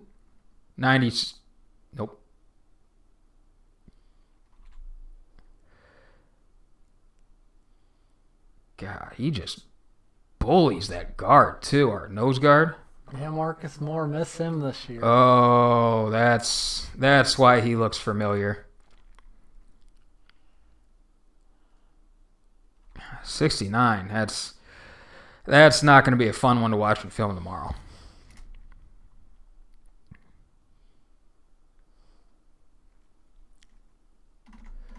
Let's see here. Come out. A little bit of an overthrow, Yeah, but Jalen missed there.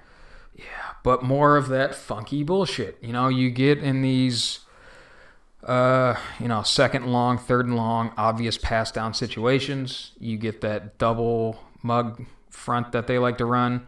And here, they bring a little bit of pressure up the middle with that Will Backer blitzing. Drop the mic. Stunt 34, the stand-up edge down here at the bottom. They can just run so much out of that. With that end here coming in, stunting, just looping into the open A gap. I mean, Jalen's got to get rid of the ball now. And he puts it in a position where there's no interception. Mm-hmm. Smart play, only his guy can get it. Pretty heady for a 15-year-old. And that's, it's easy to say, oh, that's basic stuff for a quarterback. But to be out there in live fire as a kid that's not even legally allowed to drive on his own yet. Against St. Ed's. Yeah. Yeah. Props to the corner at the bottom here. This wasn't for lack of effort by anyone. He just trips up Banks just a little bit, gets him just half a step off, and doesn't let him go make a play.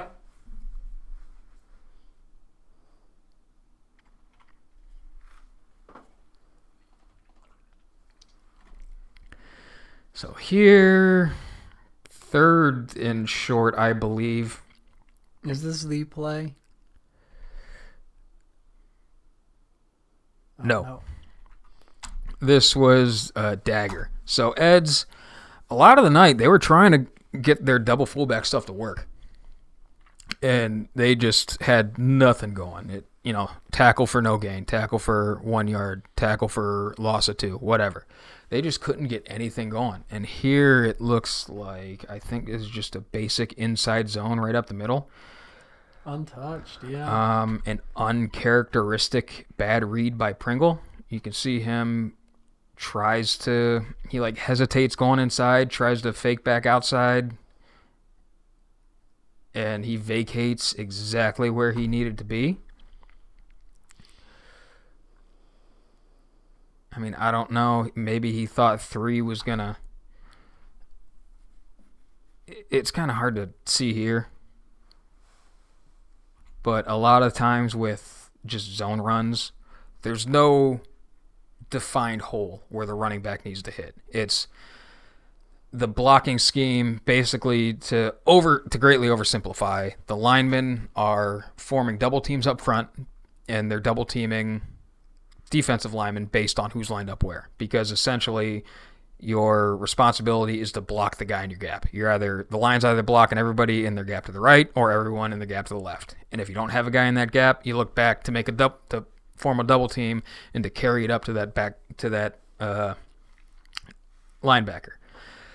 So with that, the defense kind of dictates who's getting double teamed, who's not. And the running back needs to know those rules to be able to make his read. But with that, he can also kind of set up linebackers, like kind of fake one way and then cut it back up the other side. That's kind of what separates a lot of the goods from the greats of understanding how your blocking is going to work out and setting up linebackers to get them to bite up before you jump into another gap. So if he does that here, I don't know. I've never seen Pringle, he just jumps out of the hole. And it's I don't want to say it's a bad play by him. Lord knows he has enough leash with me that he could come out and play, just lay an absolute stinker, and I'm going to make excuses until I am blue in the face for him, because he's been such a phenomenal football player for us for the last year and a half or so. That it's just like anyone else.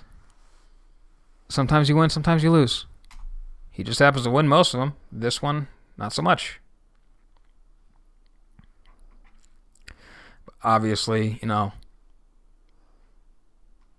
second, third, fourth, whatever that was, short distance to go, giving up just a wide open for 6 points. Not where you want to be. Now back behind, kind of chasing points a little bit. What are we running here? One of these days, I'm going to start actually taking notes as I'm recording film.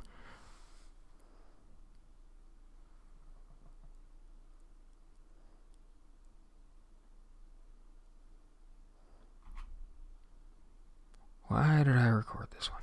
Oh, that's why. Okay, so 3rd and 10. Normally, again, like I talked about before, this is a normal down and distance for Eds to want to run some of their funky bullshit. However, they come out with 4 down, 1 linebacker. This, I think, is the first snap where they started playing true double coverage on Ardell down here at the bottom. Yeah. So you can't see the safety on the top on the screen at the top, but you have this corner pressed up outside of Banks, and he can play that leverage because he's got a safety inside over top. So he's just straight up getting double teamed. And this is, you'll hear about what Belichick talks about, or what people talk about with Belichick, what he's famous for, cover 1, double, whatever number, where you are absolutely saying as a defense, we are not letting this guy beat us. We're playing cover 1, and we are getting 2 defenders manned up on one of their receivers. So here we come out, try and run that switch verts again. And since Eds can't blitz, all they can start really doing is running games up front. That's kind of what gives up the pressure. Slaughter didn't have anywhere to go with the ball. Tries to make a play. Good on him. However, I watched this back more than a few times. Eds only comes out with 10 defenders. They should have a middle field safety somewhere in the middle of the field, obviously. They don't. At the very beginning of this clip, you can watch them sub in, sub off. They only come out with 10 guys. And you see Jalen staring down on the left side here. That's because he knows there's only 2 defenders over his 2 receivers. There's no one else to help on defense. Unfortunately, guys couldn't really separate. I mean, right here, you can, if it doesn't want to glitch up like that, you'll see the inside guy get the outside, and he's got it 1 right there. But the game that Eds runs up front, gets Jalen off a spot, doesn't let him step up, make a throw. Has to scramble out, turns into a scramble drill. They were only playing with 10, but point, St. Ed's.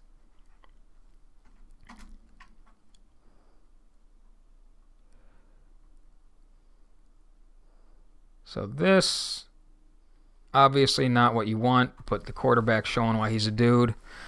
I mainly put this in here because this is more or less exactly the same play that DeJuan has probably a few hundred yards and a few touchdowns worth of. If you just walk that running back up a couple yards to where he's a wing rather than a running back, this is that same power read play, just with the jet sweep.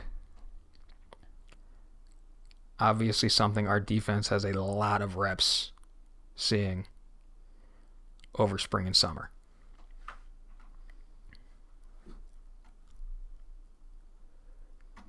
So this one's fun. 4th and 7. Obviously a little bit of trouble getting lined up. Ed's got to have it here. Carmen. Oh, I'm wrong. Nope, I was right. Now I'm wrong. Get back into coverage. Don't give the quarterback anywhere to put the ball. Pass rush forces a scramble drill. I mean, just great coverage downfield. You can't really ask much more on any kind of blitz coverage than this. I think the best part about this is Carmen being out of position to start the play actually puts him in a good spot that even if we didn't have, I think that's Cody down there at the bottom on top of that drag route, even if he's not there, Carmen's in a great spot to come up and make a tackle.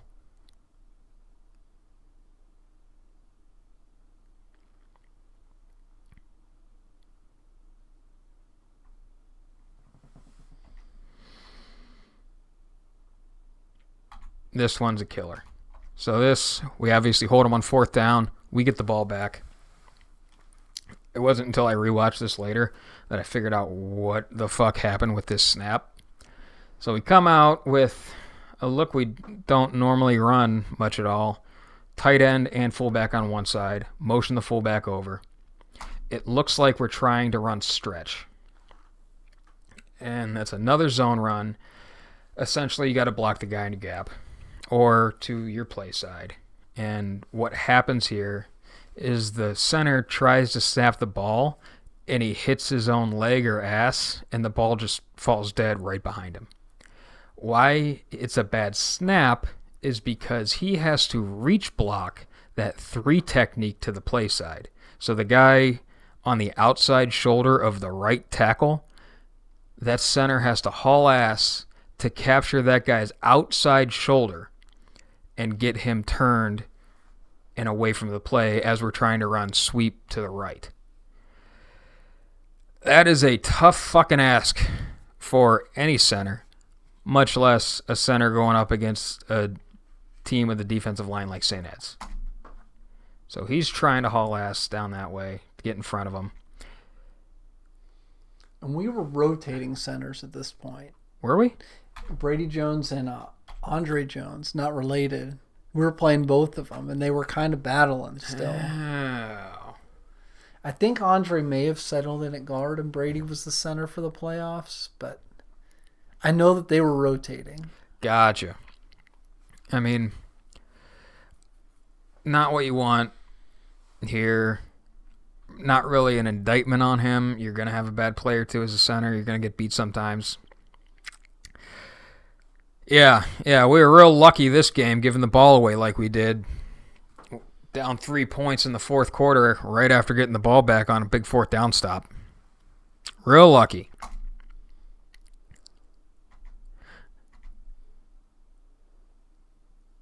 That's tough, man. Obviously, so end up getting the ball back. 3rd and short.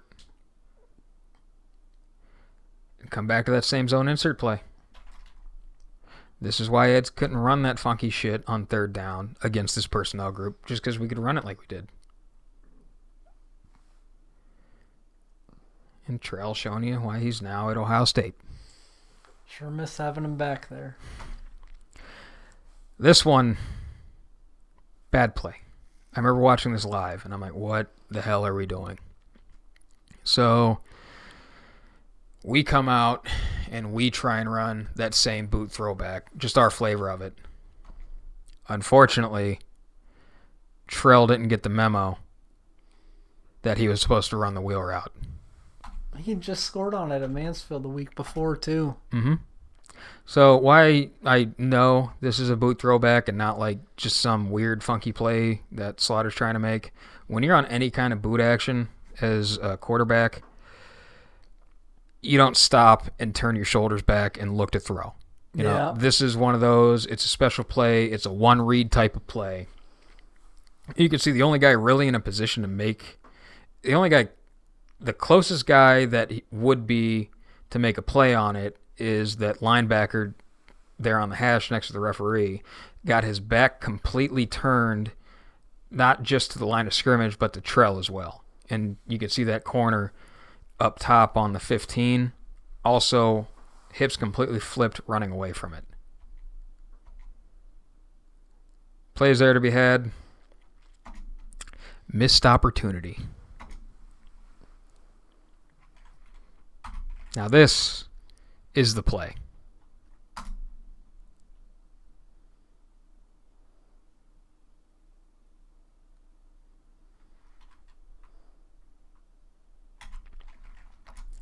This is one of those things, man, when you're just killing clock. This is like football IQ. You only need a yard. It's only second down. It's not got to have it. You just got to get up into that scrum and you got to go down. Because the worst thing that can happen is you get in that scrum and you're not down, and a player like Pringle reaches his giant-ass arms in there and rips that ball right out of your hands. He said, "Gimme dat." Yeah, one of the greatest defensive plays I've seen from the Tigers. So, fun fact, I missed this play. I didn't see it. Oh. I was sitting there in the stands, head in my hands, like, we fucking blew it. You know, they get the ball back, first down, big run, gash us for 9 yards, and I'm just sitting there like, here we go again. Here we go again.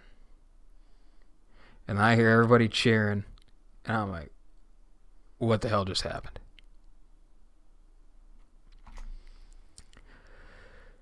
So here, come out, you can really see that double coverage with Banks up top, the corner pressed up in his face with the safety over top.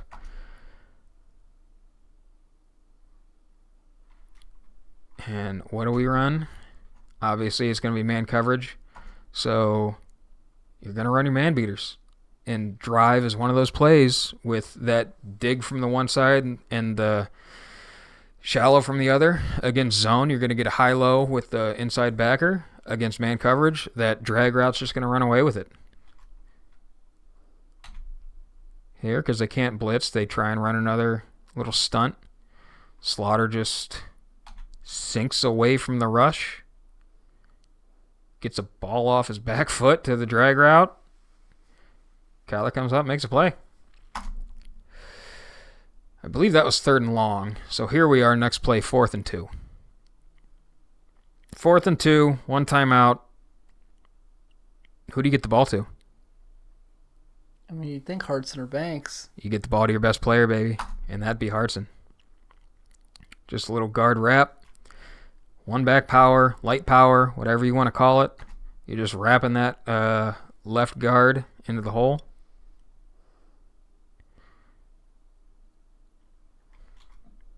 And your man gets your yards. Ooh. So here, call a timeout. I believe we came out the next play after that 4th down conversion. Tried to throw the hitch and go. And incomplete. So we come out the next play. Run it back, baby. It's there to be had. Great pass protection. Touchdown.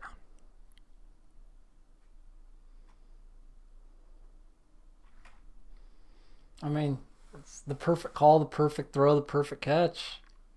They did it. I mean, that's 2 sophomores against the Division I state champions. Mm-hmm. It don't get much better than that. And then once again, here we go again.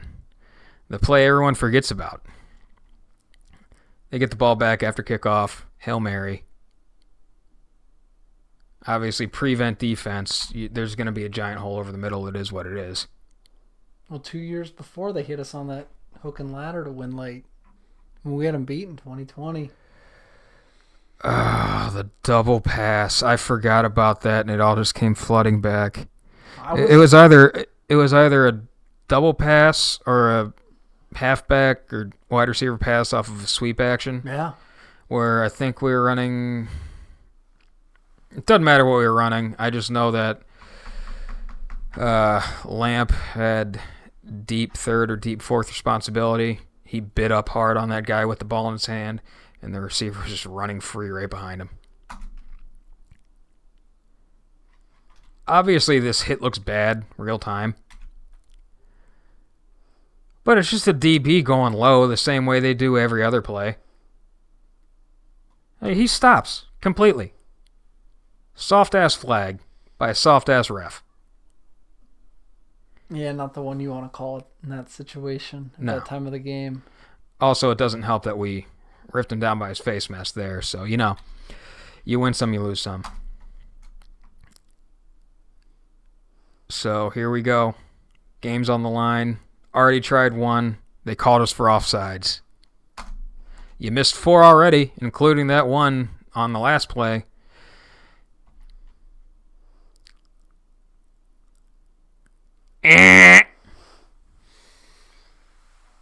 To be completely honest with you, I forgot about all the missed field goals.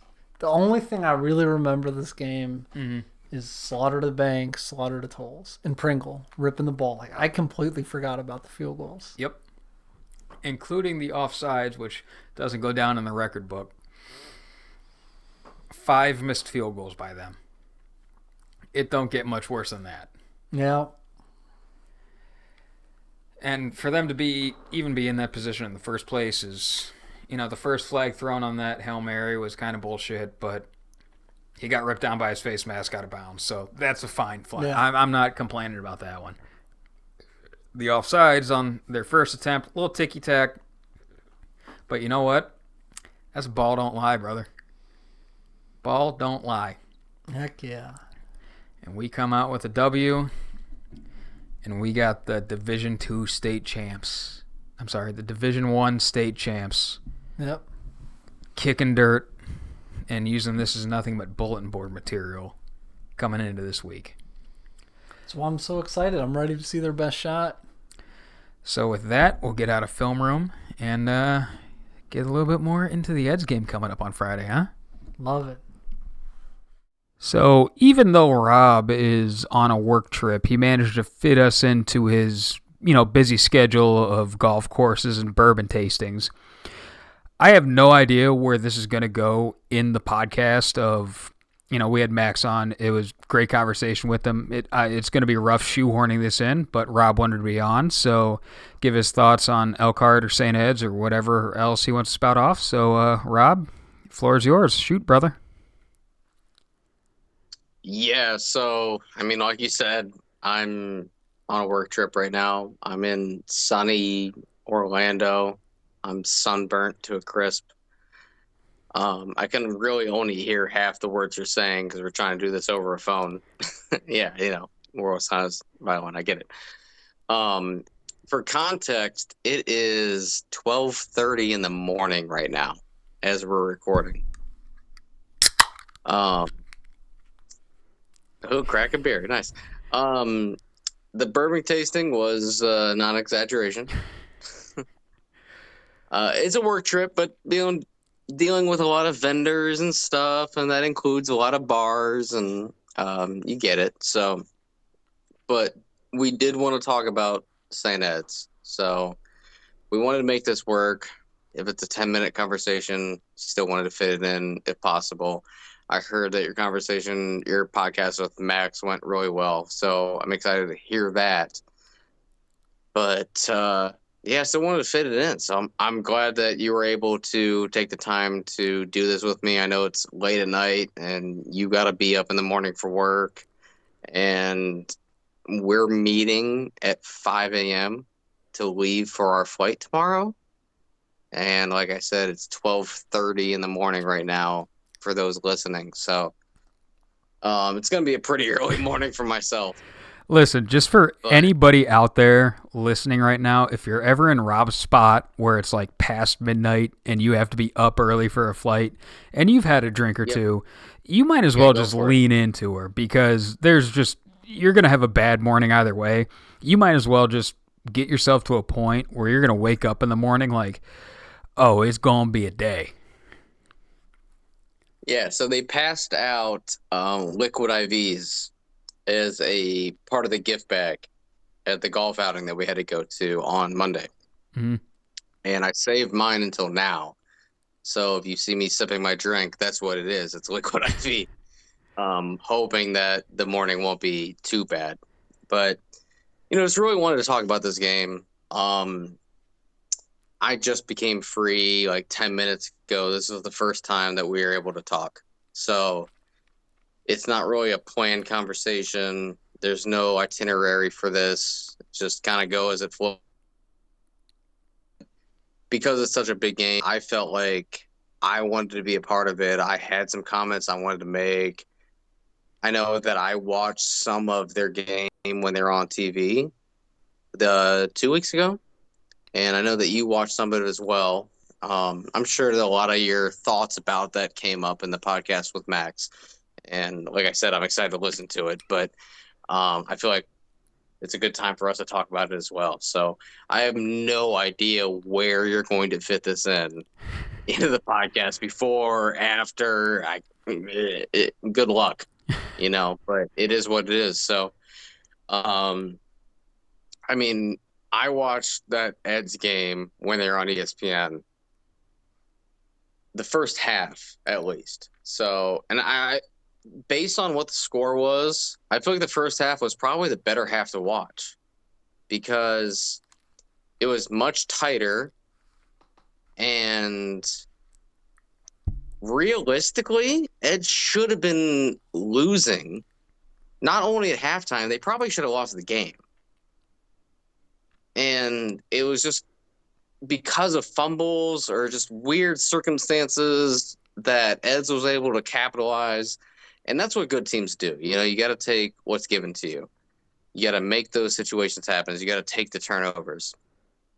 But there was a lot of instances where it was handed to Eds. The other team was driving. They'd get down to the red zone. They'd fumble. They'd give it away. That's what it is. But I can't even remember what the team was. Did you guys talk about it? Do you remember what the team was that they played on ESPN? It was the team out of Maryland. They've played two teams from there, and this one was a little bit higher ranked in the nation. I think they were mid-teens ranked, like 16th, 17th in the nation, somewhere around there. Me and Max didn't actually really get much in depth with this game specifically, but just to touch on a couple of things like you said, that other team was like cranking out, 10, 12, 15-yard runs on Eds, getting nice chunk plays on the ground. And I remember in the first half, they turned the ball over twice in the red zone. I can't remember if Eds capitalized on those, if they got any points or if they had to punt, but when a team gets inside your 20 and you can hold them to 0 points because they give the ball up, that's a win. And, whether it be on them for just not having ball security, or if Eds was able to, come in, punch it out, force the turnover. I missed a little bit of the first half. I know I didn't see one turnover. It's like you said, Eds shouldn't have been winning going into the second half of that game. And, I don't want to say they shouldn't have won, because eventually they kind of grinded them down. They were giving those body blows on the ground all game. And the team from Maryland just kind of petered out a little bit. They didn't have as much gas in the tank as Eds did. And my impression was Eds, they survived the onslaught, and what would be a good way to say it? They stopped the bleeding as the game went on.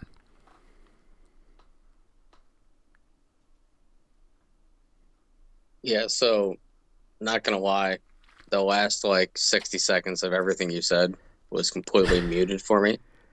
And that's the benefit of trying to FaceTime a podcast. It's great. See, I heard that part. But in general, I'd say we're probably on the same page about watching the game. And I'm sorry if I repeat some of the stuff that you just said. I heard most of it, but the last part just completely muted out on me. But they were definitely getting run on up the middle. The turnovers were a big part of the game, and that's absolutely true. Ed's capitalized on turnovers, and that's what you need to do as a good team. But at the same time, this other team that, for whatever reason, I can't think of who they were, they turned it over, and that's gonna kill your game. So I feel like Ed's they're vulnerable. I know they were ranked number 8 and number 10 in the country last week before that game. not the game we're referencing, but before their latest game, according to 2 different rankings, number 8, number 10 in the country. I'm guessing since they won, that probably stayed the same or maybe went up a little bit. So, I mean, whatever. Either way, let's call them a top 10 team in the country. But I think they have some vulnerabilities. I mean, that team was running on them, running up the middle. And I know that Elder gave them a hell of a game last week. It wasn't for a last-second field goal, Eds wasn't going to win. So Eds is coming in undefeated, which was what we wanted. We wanted them to be undefeated. We wanted them to come in, but we also wanted to see that they were vulnerable, and I think we've seen that. Elder realistically very closely almost beat them. I know that's a lot of adjectives in one sentence, but like Eds could have, should have, very easily would have lost last week. And the week before that on ESPN, they probably should have lost that one also. So they're not invincible.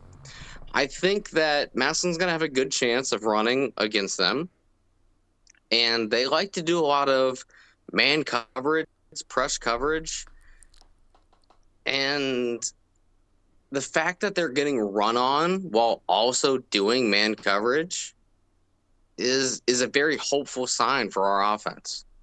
So we can throw on them against man coverage, but they're also getting run on while they're doing that. You'd think if they'd have an extra man in the box, they'd be able to stop the run while doing man, but they're not. So I think we should have a good chance of trying to run on them. When we take our shots, we can take our shots. It's going to happen. So it's going to be a really big game. I'm really excited for it. I imagine it's going to be nationally talked about. It should be the game of the week in Ohio. I know Fox 8 is doing some kind of voting poll, and voting polls are voting polls. It's up to the fans and how many people decide to go on there and vote 100 times throughout the day. Like, it is what it is. But, like, realistically, it is the game of the week in Ohio. And it might be one of the games of the week in the entire country. I'm super excited for it. I know there was the media release. I forget who it was. Hank, you might be able to tell me. The one that was sent in our group text. And there's a couple things in there that they were kind of negatively written about Massillon, which unfairly, maybe.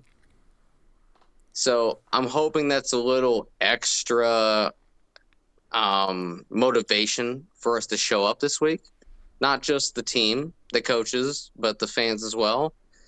There's no reason why our stadium isn't completely packed this week. You're playing a top 10 team in the country. You're undefeated. They're undefeated. Realistically, they are the best team in the state. And it should be a sellout. I mean, I know sellouts are hard to come by nowadays, but there should be a lot of fans of this game.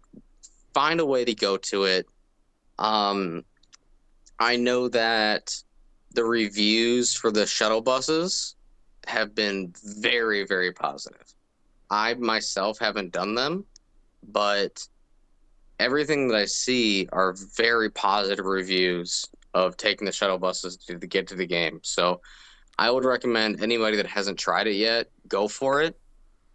I've only heard great things from it, and most of the things that you hear online are people complaining. Most reviews are complaints. You're not going to review something that's good. Most of the reviews for the shuttle buses have been absolutely positive. So find a way to come to the game and go watch your undefeated Massillon Tigers face an undefeated St. Edward's team that is a top 10 team in the country. Yeah, so me and Max were talking about earlier, like the DNA of Ed's defense. And it's on the early downs, 1st and 10, 2nd and medium, whatever. last year they were a big, and years before that they were a big cover 3, cover 1 team. They were going to stay in that base defense, and then if they got you in 3rd and long, obvious pass situations, they were going to come out with their funky double A gap, mug fronts, blitz, send pressure from wherever. But this year they're basing out of a 2-high quarters coverage. It's a 4-2-5. It's very similar structurally, at least, to what we run. And the fact that it's new to them this year, I think, is one of the big reasons in that game on ESPN that they were giving up some of those chunk plays, either up the middle or wherever it may have been. And there's going to be some growing pains whenever you're installing a new system like that. You know, if you go from a base cover 3 team to a 2-high, everything is different. Your run fits, your coverage, everything. So having not watched them really since that ESPN game, they might have shored some stuff up a little bit, but being in that dogfight with Elder, I can't say that it was because, you know, they're learning a new system or whatever. It may have been because Elder is that good, as they generally tend to be. But that could be a big thing, you know, a big thing we can take advantage of. We talked about, me and Max did the 2017 season where that was McConnell's first season here, where we were installing his defense, that we really didn't hit our stride until week 9, 10, you know, against St. V in St. V and McKinley, where it took us a while to get that down. And then from then on, we held teams. I think Winton Woods was the first team to get more than like 15 or 16 points on us, maybe more than 20. Don't quote me on that.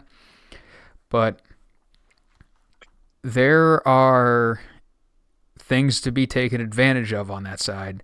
Like, I don't know, you know, how in-depth they get with their coverages. I don't know how solid they are with their run fits. If when you're learning a new system, you can't play as fast. You have to think more about what you're doing. It's when you've been in that system for, you know, 2, 3, 4, 5 years that you don't have to think about it. You can just do, and you can play faster. So with those growing pains, I think there's a lot to be taken advantage of with Weds. On the defensive side of the ball for them, on offense, it's more of the same. It's that power read game. It's inside zone. They're going to pound the rock. They're going to take their shots. And I know we have more than enough film on them. You know, we've seen them for years. It's Lombardo's offense, and he's been there 8 years. The cow's not changing its spots, or the zebra's not changing its stripes, whatever the phrase is. So if we can contain them on offense, keep the big plays from happening, and find those advantages on defense, take advantage of them, and attack that, every time with Max, it happened like 2 or 3 times. The more I talk about it, the more I'm like talking myself in to a win on Friday night, and I'm trying not to do that.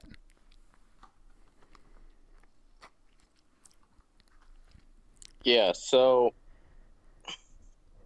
I'm sure that your audio sounds great on your end. It breaks up for me a little bit, but conversationally, I can understand everything you're saying. So part of that is I agree that we have a chance on Friday. You know, it's not like you're playing the top 10 team in the country and, you know, just pack it in. There's no chance. I think they're vulnerable. And historically, they do what they do, and they just try to beat you with it. They're not one of the teams that throw junk at you. They're going to come out and say, very similar to what Maslin has done, with this is our base. We are very good at this, and you're going to have to beat us. So the one thing that I would say is Eds has tried doing bracket coverages on us before, but that's when we had Ohio State Big Ten receivers on the team. I don't think they're going to do that this year. I would say they'd lean more into, I don't want to say bracket, but leaning into our run game. And their best case of doing that is going towards their man coverage, which we've already seen. They are not shy to go into man coverage. So I'm sure that we have plenty of plays drawn up to where we can go into man coverage. I know we talked about it week 1 against Valdosta because we were expecting a lot of man coverage against them. So we've been repping it. So we can go against man coverage. That's not an issue. I wouldn't expect them to drop back and do a bracket coverage against us this year, just because we've yet to have anyone stand out as a receiver needing the double coverage. I think we have a lot of receivers that can play really well, but none of them has said, hey, I'm a Ohio State scholarship guy. You need to double cover me or you're going to lose. We're not there. But we have been running the ball really well, especially out of the QB run, QB read, jet sweep, being able to add an extra guy. All of that combined really helps the run game. So I think that they're more likely to pack the box and lean on that man coverage. Doesn't mean we won't get into 3rd and 10 and they drop 8. But that bracket coverage we've seen in the past, I don't know if that's what they're going to base out of. But to your point, Eds has not historically thrown junk at us. It's been a lot of, this is what we do. We're going to be better at it than you are. And I think that's a strength for us because it's also what we do. But I mean, if you've seen how we played Eds lately, it's been really competitive games. We won last year, and we are able to line up and adjust to what they do. And it's almost a fault to them that they just choose not to adjust. At least against us. I mean, I know they've been winning state championships, and at the end of the year, they don't care like what they did week 4. Week 5, week 2, week 1, they were winning state championships, and that's great. But I think that there are a few games per year where they would benefit from changing up their base and, throwing a little razzle-dazzle in there just to their opponent. So I guess we'll see what they do to us this year. Based on that media release, I mean, it seems like we're still kind of fresh on their mind. I mean, I mentioned earlier in the year that this would be a really big game, and I know they won states last year, but they still lost to us. So is that one of those games where they've been thinking about it ever since then? Because they should have won that game. I think we can all admit. Ed should.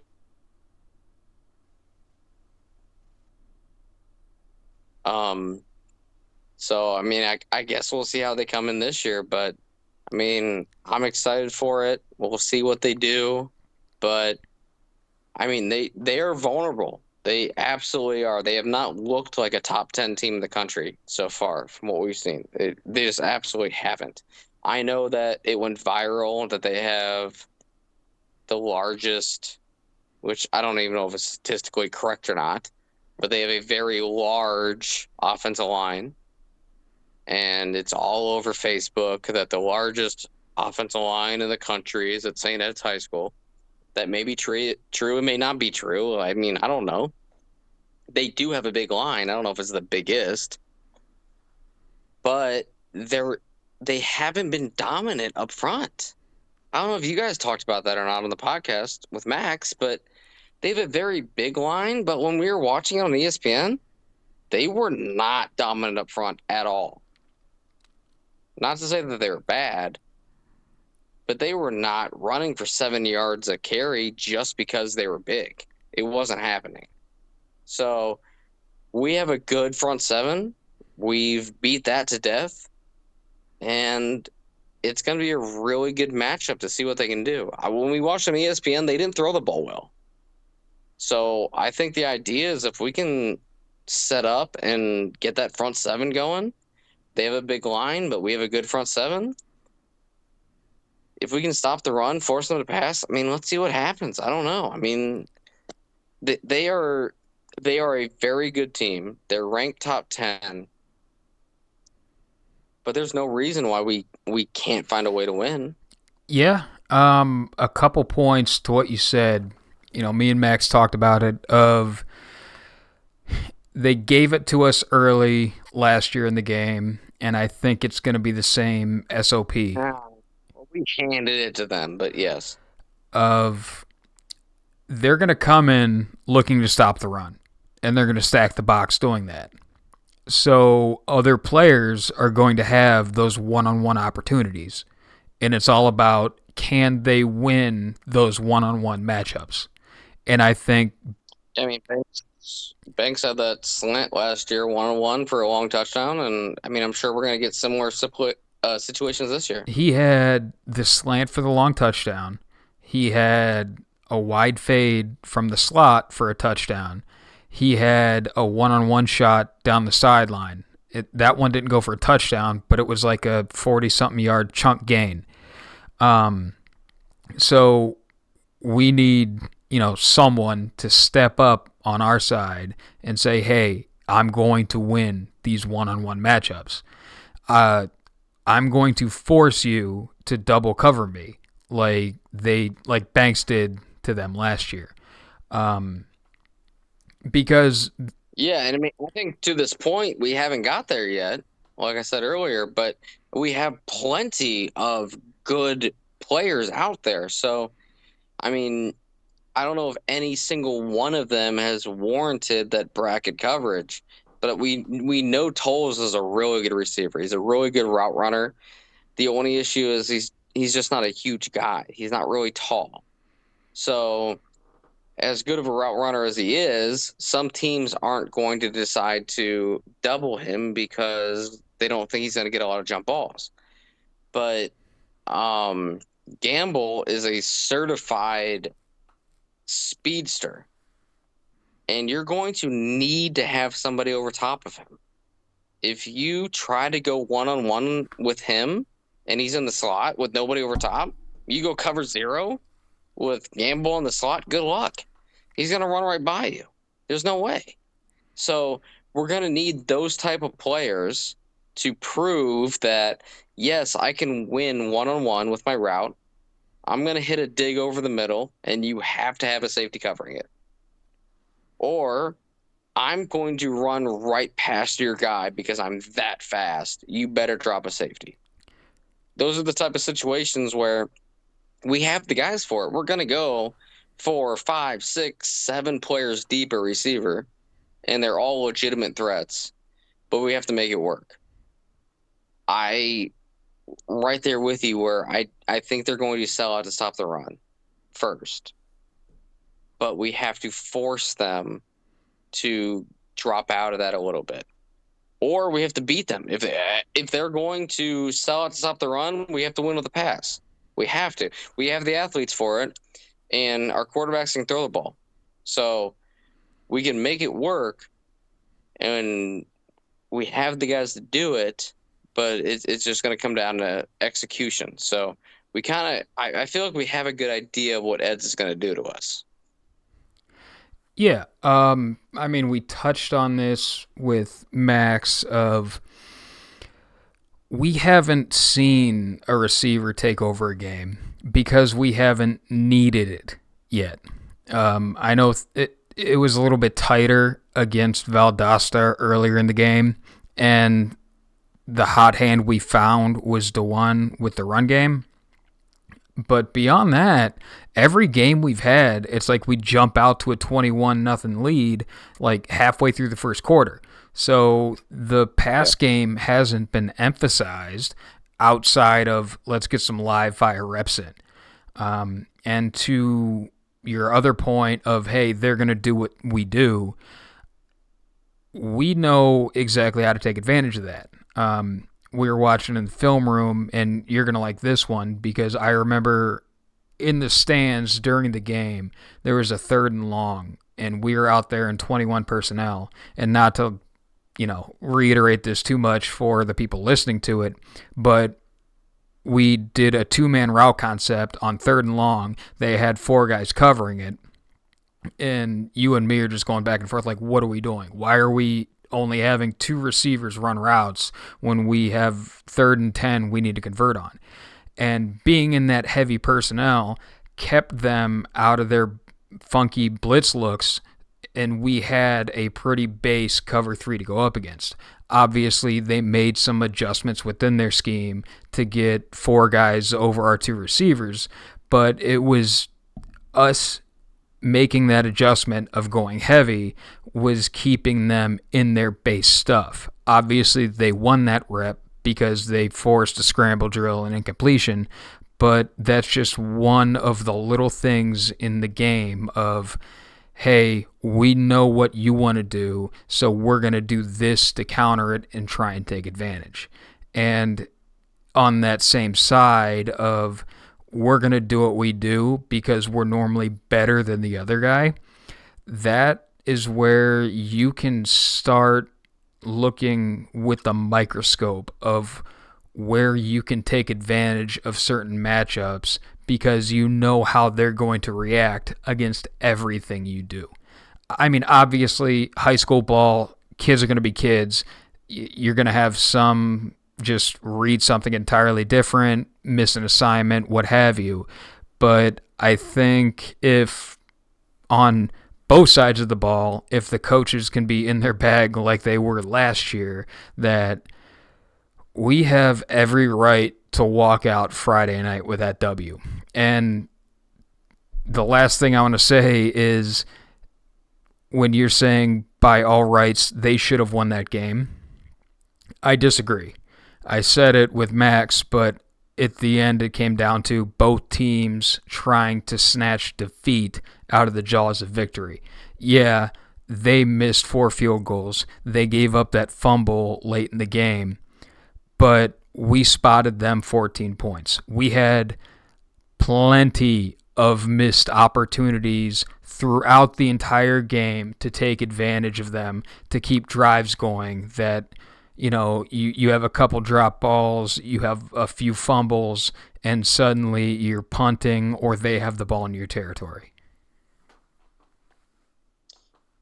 Yeah, so I mean, we definitely spot the game. I guess just my only concept to that was at the end of the game, they just needed to hold on to the ball, really take a knee, maybe 1 first down. Instead, they fumbled it back to us, gave a big play. I think if you talk about who was the better team last year, you go back and forth. We won, right? After spotting them points. I know they messed up. So did we. But I'm just saying that at the end of the game, really all they needed to do was hold on the ball, and the game was over. So we spotted them points. They missed some field goals. Just hold on to the ball and you win the game.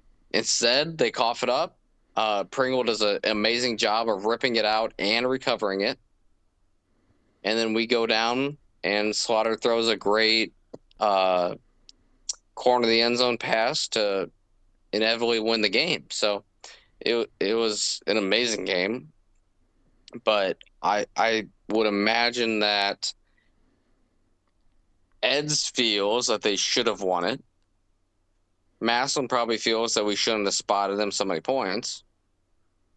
But we did. It happened.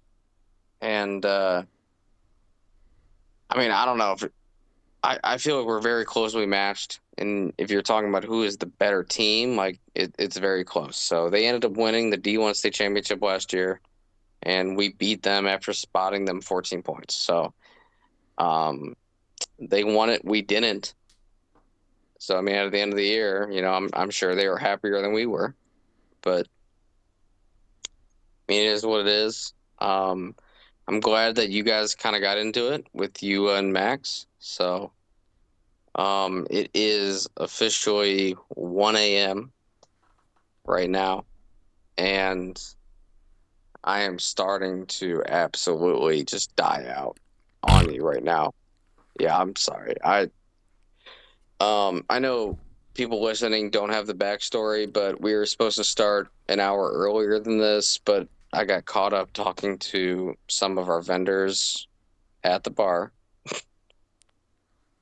And now I'm struggling, so I have to be up in 4 hours to catch our flight. Yeah, I get it. Shut up. You can sleep in tomorrow. I don't want to hear it.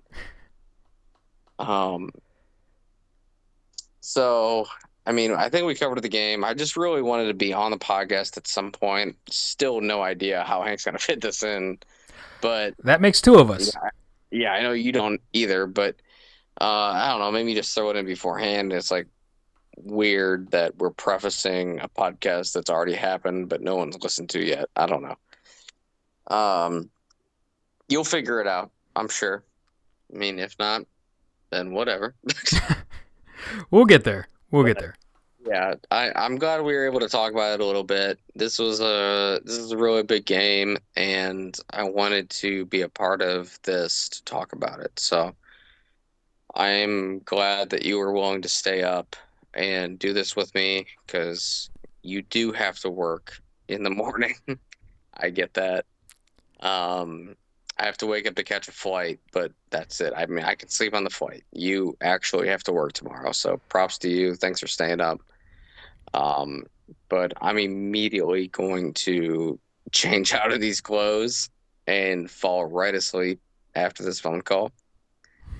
And then wake up in 3 hours and 55 minutes. So Yeah. I am gonna pretty much as soon as I hit end on this phone call, just walk over to my bed, probably fall face first onto it, and then just start motherfucking everything as soon as my alarm goes off. What's gonna be to me the blink of an eye. So yeah, enjoy your flight, enjoy your hangover, and I'll see you sooner or later. all right, I'll see you. I guess technically tomorrow at this point. Yeah. Shit. It is Thursday right now. So I will see you tomorrow on Friday, and I'll see a lot of the people listening to this on Friday. Whether directly or indirectly, we'll be there to watch the game together. So let's do it. All right. Go Tigers, brother. Go Tigers. All right, so big game coming up Friday night. Lord knows we've talked about it enough. The St. Edward Eagles coming in at 4-1, reigning Division I state champs. They have an absolute slaughterhouse of a schedule, on paper at least. 5 out-of-state teams, all ranked nationally. Had the big game week 2 on ESPN. So, week 1, they beat Center Grove, Indiana, who is currently sitting at 3-1. They're Division I over there, 27-10. Beat Good Counsel, week 2, out of Maryland, who is currently 1-1, Division II in Maryland, 28-7. Then they had Rock Creek Christian out of Maryland, I believe. They're sitting at 2-1. They are Division VII out there. They beat them down pretty bad, 42-14. And then had a little bit of a scare against Cincinnati Elder, who they're sitting at 2-2. They pulled out that win 34-33. So I'm not gonna go through the entire team like Rob does, but just point out a couple notable players. They have at least a few of those big boys up front that nobody wants to seem to shut up about. So I guess while I stall pulling up their personnel. They have twin brothers on the left side, Mm-hmm. committed to Ohio State, 2 offensive linemen. And then on the right, they got a tackle committed to Michigan. And it sounds like the big question is their quarterback may or may not have gotten hurt against Elder. He exited the game late and didn't come back. I don't think anybody knows if he's playing Friday night. I certainly, as somebody who says our whole season is beating Hoban this year, I'd like to see us play against their best and find out where we are, because, Hoban's never laid an egg against us. We always see their best. I want to see Ed's best, see where we are. Yeah, I mean, you always want to see the best from any opponent you play. That's how you get better yourself. And also, there's kind of that fear of the unknown. It's Ed's. So I just have to assume that none of their backups are really slouches either. I'll take their starting quarterback, who we have plenty of game film on. We know what he's good at. We know what he's bad at. We know, strengths, weaknesses, what he likes to do, where he doesn't like to go with the ball. If you have to come in and you're playing a backup, you just don't know.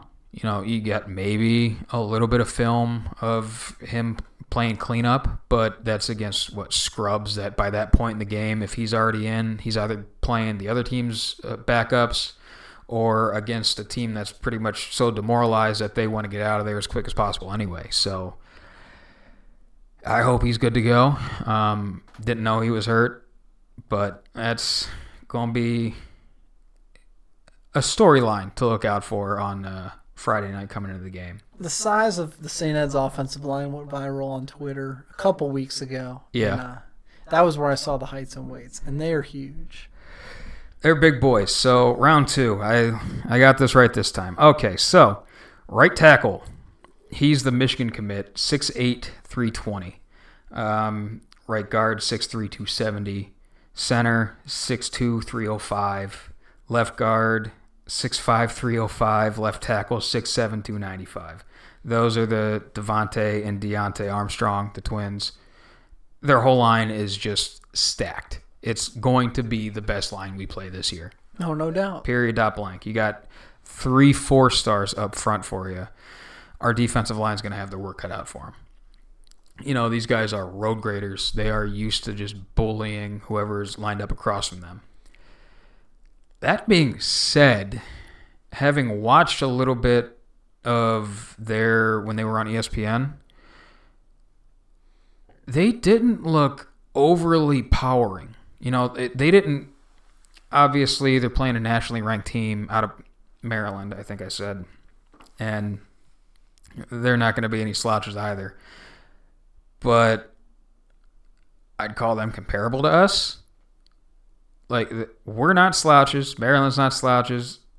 Ed's has dudes up front, but they got their work cut out for them. It doesn't matter how big, how strong, how powerful you are. If you can't get hands on Big Mike shooting off the ball as the center is like flicking his wrist to snap it, it's going to be a fun battle. In the trenches, that's something I'm going to be looking at. Tight end is a Colgate commit, so big toothpaste guy, 6'4", 235. He's a really good blocker. They use him at the point of attack a lot. Good kick out. Good. He'll wrap up on linebackers.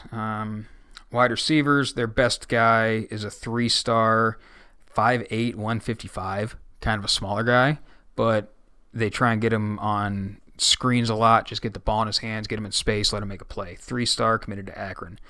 Quarterback, 6'1", 205. We saw him last year, I believe. Great runner.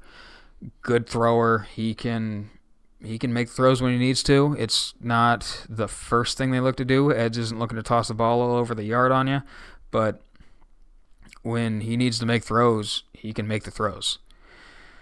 Running back, 5'11", 200. He's good downhill runner. You're not going to be making arm tackles on that cat. Other side of the ball, they have a 4-star D end, Logan Thomas, 6'4", 210. A 3-star defensive tackle, 6'5", 255. Other D tackle, 6', 285. Other DN, 6', 220. You know, those guys they don't have stars next to their name, but they're not slouches. They got dudes in the trenches on both sides of the ball. Linebackers, their Mike has an offer from Illinois.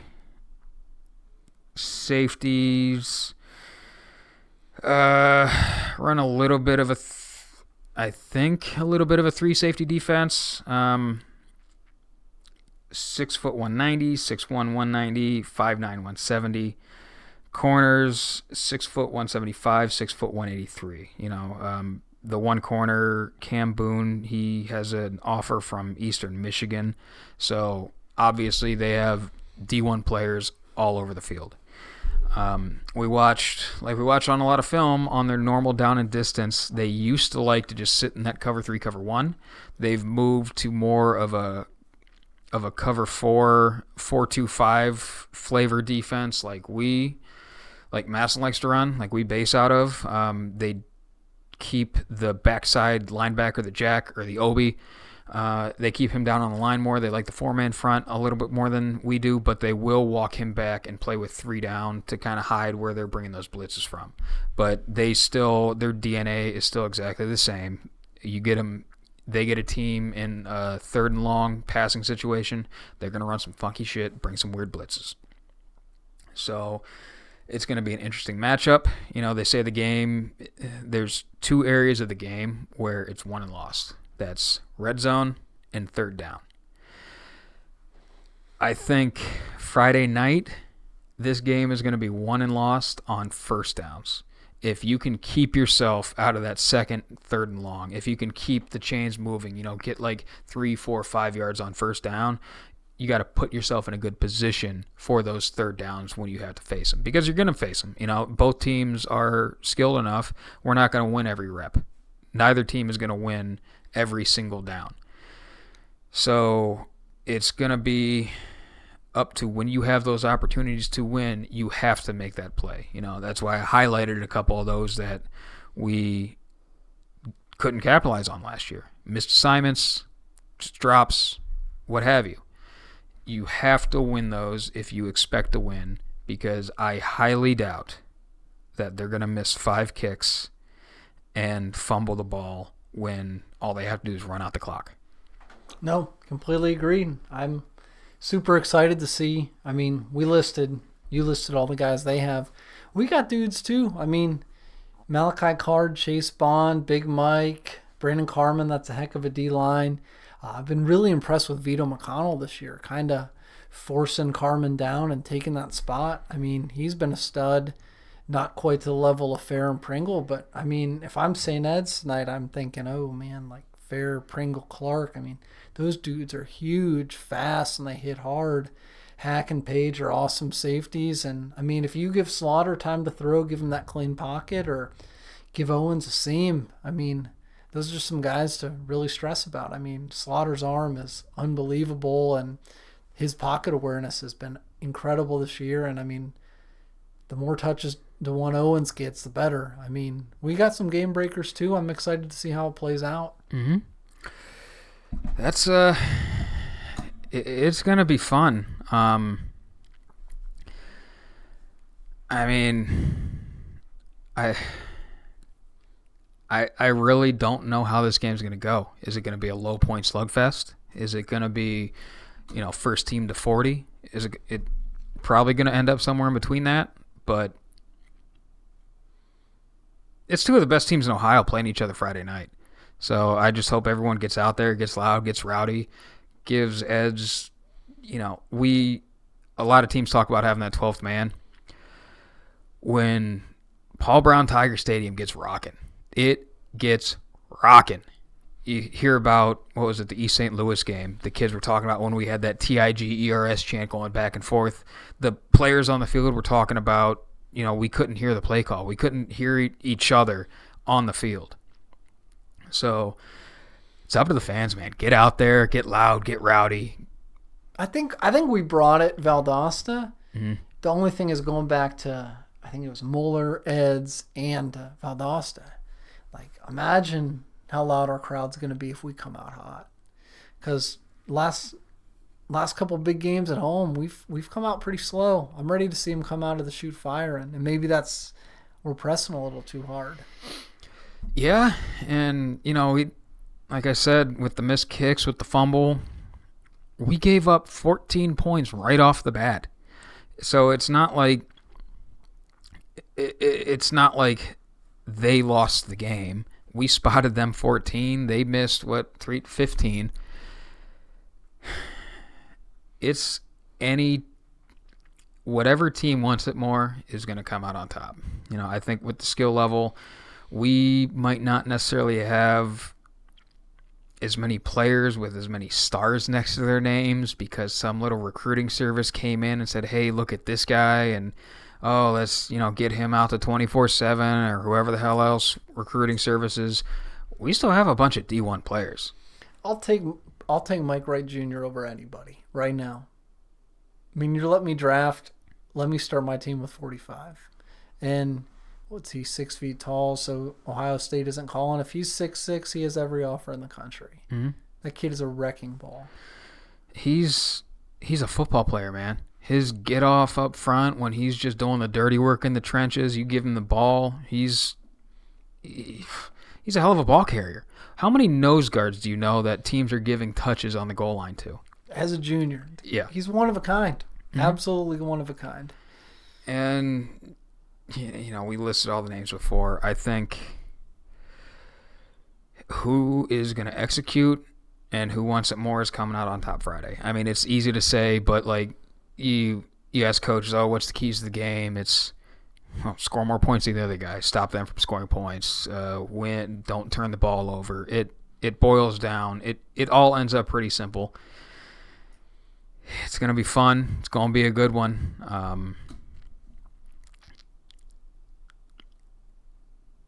And I'm excited for it, brother. Can't wait. So with that, you got to get out of here. So I guess we can skip over the spreads because we do have one fan question tonight. And we were talking about this a little bit off air. So I want to get your perspective on it. So just a few questions for the pod. What are you most concerned about for this game? And do you think we should continue with the QB rotation? I mean, for me, concerned is coming out healthy. But the QB rotation, and I know I'm just a fan. I'm not a coach. I don't know all the X and O's or anything and wouldn't pretend to. But when I think about winning a game like beating St. Ed's, beating Akron Hoban, I want my best 11 out there. And I know that Jalen Slaughter and DeJuan Owens are two of our best 11. And I don't know if there's a way to get the ball, more creative ways to get DeJuan touches. I feel like the more times he gets the ball, the better. But I think that Jalen's arm's a little stronger, so I don't know if that's possible. I'm not an offensive coordinator. I'm not pretending to be. So I think wanting to run two quarterbacks on the field at once, it's possible. Alabama did it when they had, was it Tua and Hurts? They ran a little bit of it. It's been a little more prevalent in some of the lower levels of college football in the last few years. But a lot of it boils down to one or two plays, and they're kind of gimmicky, and looking at it schematically, it doesn't necessarily fit what we do. If you want to get DeJuan out there as a running back, I have no problem with him getting the ball in his hands and running, go and make a play.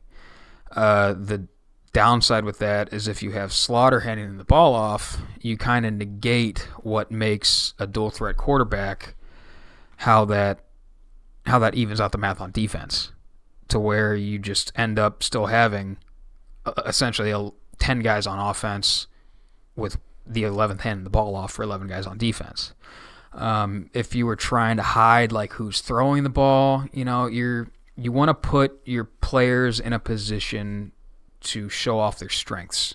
So obviously the thrower is going to be more Slaughter's deal. The runner is going to be more DeJuan's deal. They can both do the other thing more than adequately, but which one's better at which? and we all know who's better at which one. And it's not a slight on the other one. It's just their strengths. So I think it ends up coming off a little bit gimmicky. You know, we talked about off air, if you want to get the one throwing the ball from like a running back position, you're still kind of wasting Slaughter. What's he going to be doing out there? If you want to get the one running it from a running back position, Slaughter's going to be just handing the ball off. So I think it's like possible to get both on the field at the same time.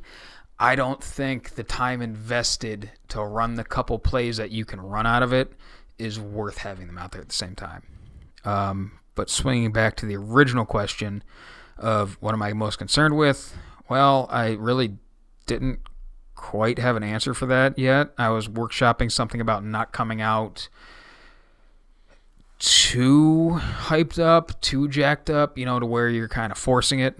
But now that you said injury health, I'm praying to whatever God will listen that we don't get anybody hurt Friday night. Absolutely. And to his point about running both quarterbacks, obviously there's some downsides. When one's on the field versus the other, you're kind of tipping your hand to the defense what you're leaning towards doing. As well, receivers need to get in a rhythm with their quarterback, and when you have two different guys throwing the ball, it's harder to get into that rhythm. And for the quarterbacks as well, you know, being out there in the live fire, it's going to be different than just like standing on the sideline, throwing to each other, or just even playing the scout team in practice. So you can kind of get your guys off that rhythm a little bit. But I just go back to the simple answer of it's worked. It's worked. Like, hasn't really been a downside to running one or the other out there. You know, in the Valdosta game, I think in the moment it seemed like Slaughter was having a bad showing, but there was a lot more systematic issues going on that made the offense look worse at the time that weren't necessarily on him. And, you know, luckily we throw the one out there and he takes off for like three rushes of like over 50-something yards each, and you just ride the hot hand. It is what it is. When you get into games where you're going to have teams that can take away the run, you know, where you can't just like bully ball all over somebody, look at Hoban last year, you're going to need the thrower. Yeah. And obviously Slaughter is the thrower. He's proven it more than a few times that he can toss that thing all around the yard. Well, and like you said, the Hoban game. If we are who we think we are, like this is the test. We're gonna see. Oh, can we rotate to? How do we hang with Ed's rotating to? Do we pick the hot hand? Is this hot hand for Ed's? I mean, Slaughter's been great against Ed's both games he played, but maybe DeJuan's the hot hand against Hoban. Like, I like having options. I think it's great. I mean, they've seemed to embrace it. I mean, Lennox and Mitchell are going to give us options at running back. I mean, as long as they're playing for each other, the more options we have when it comes down, chips are on the table against Akron Hoban on Thursday night at Fawcett Stadium, week 16. I mean, that's what the season's about, and I'm not going to apologize for that. We've beat McKinley how many times in a row, and frankly, if we lose to McKinley and beat Hoban week 16, I don't care. I mean, I want to get that monkey off our back. This is the year. It's time.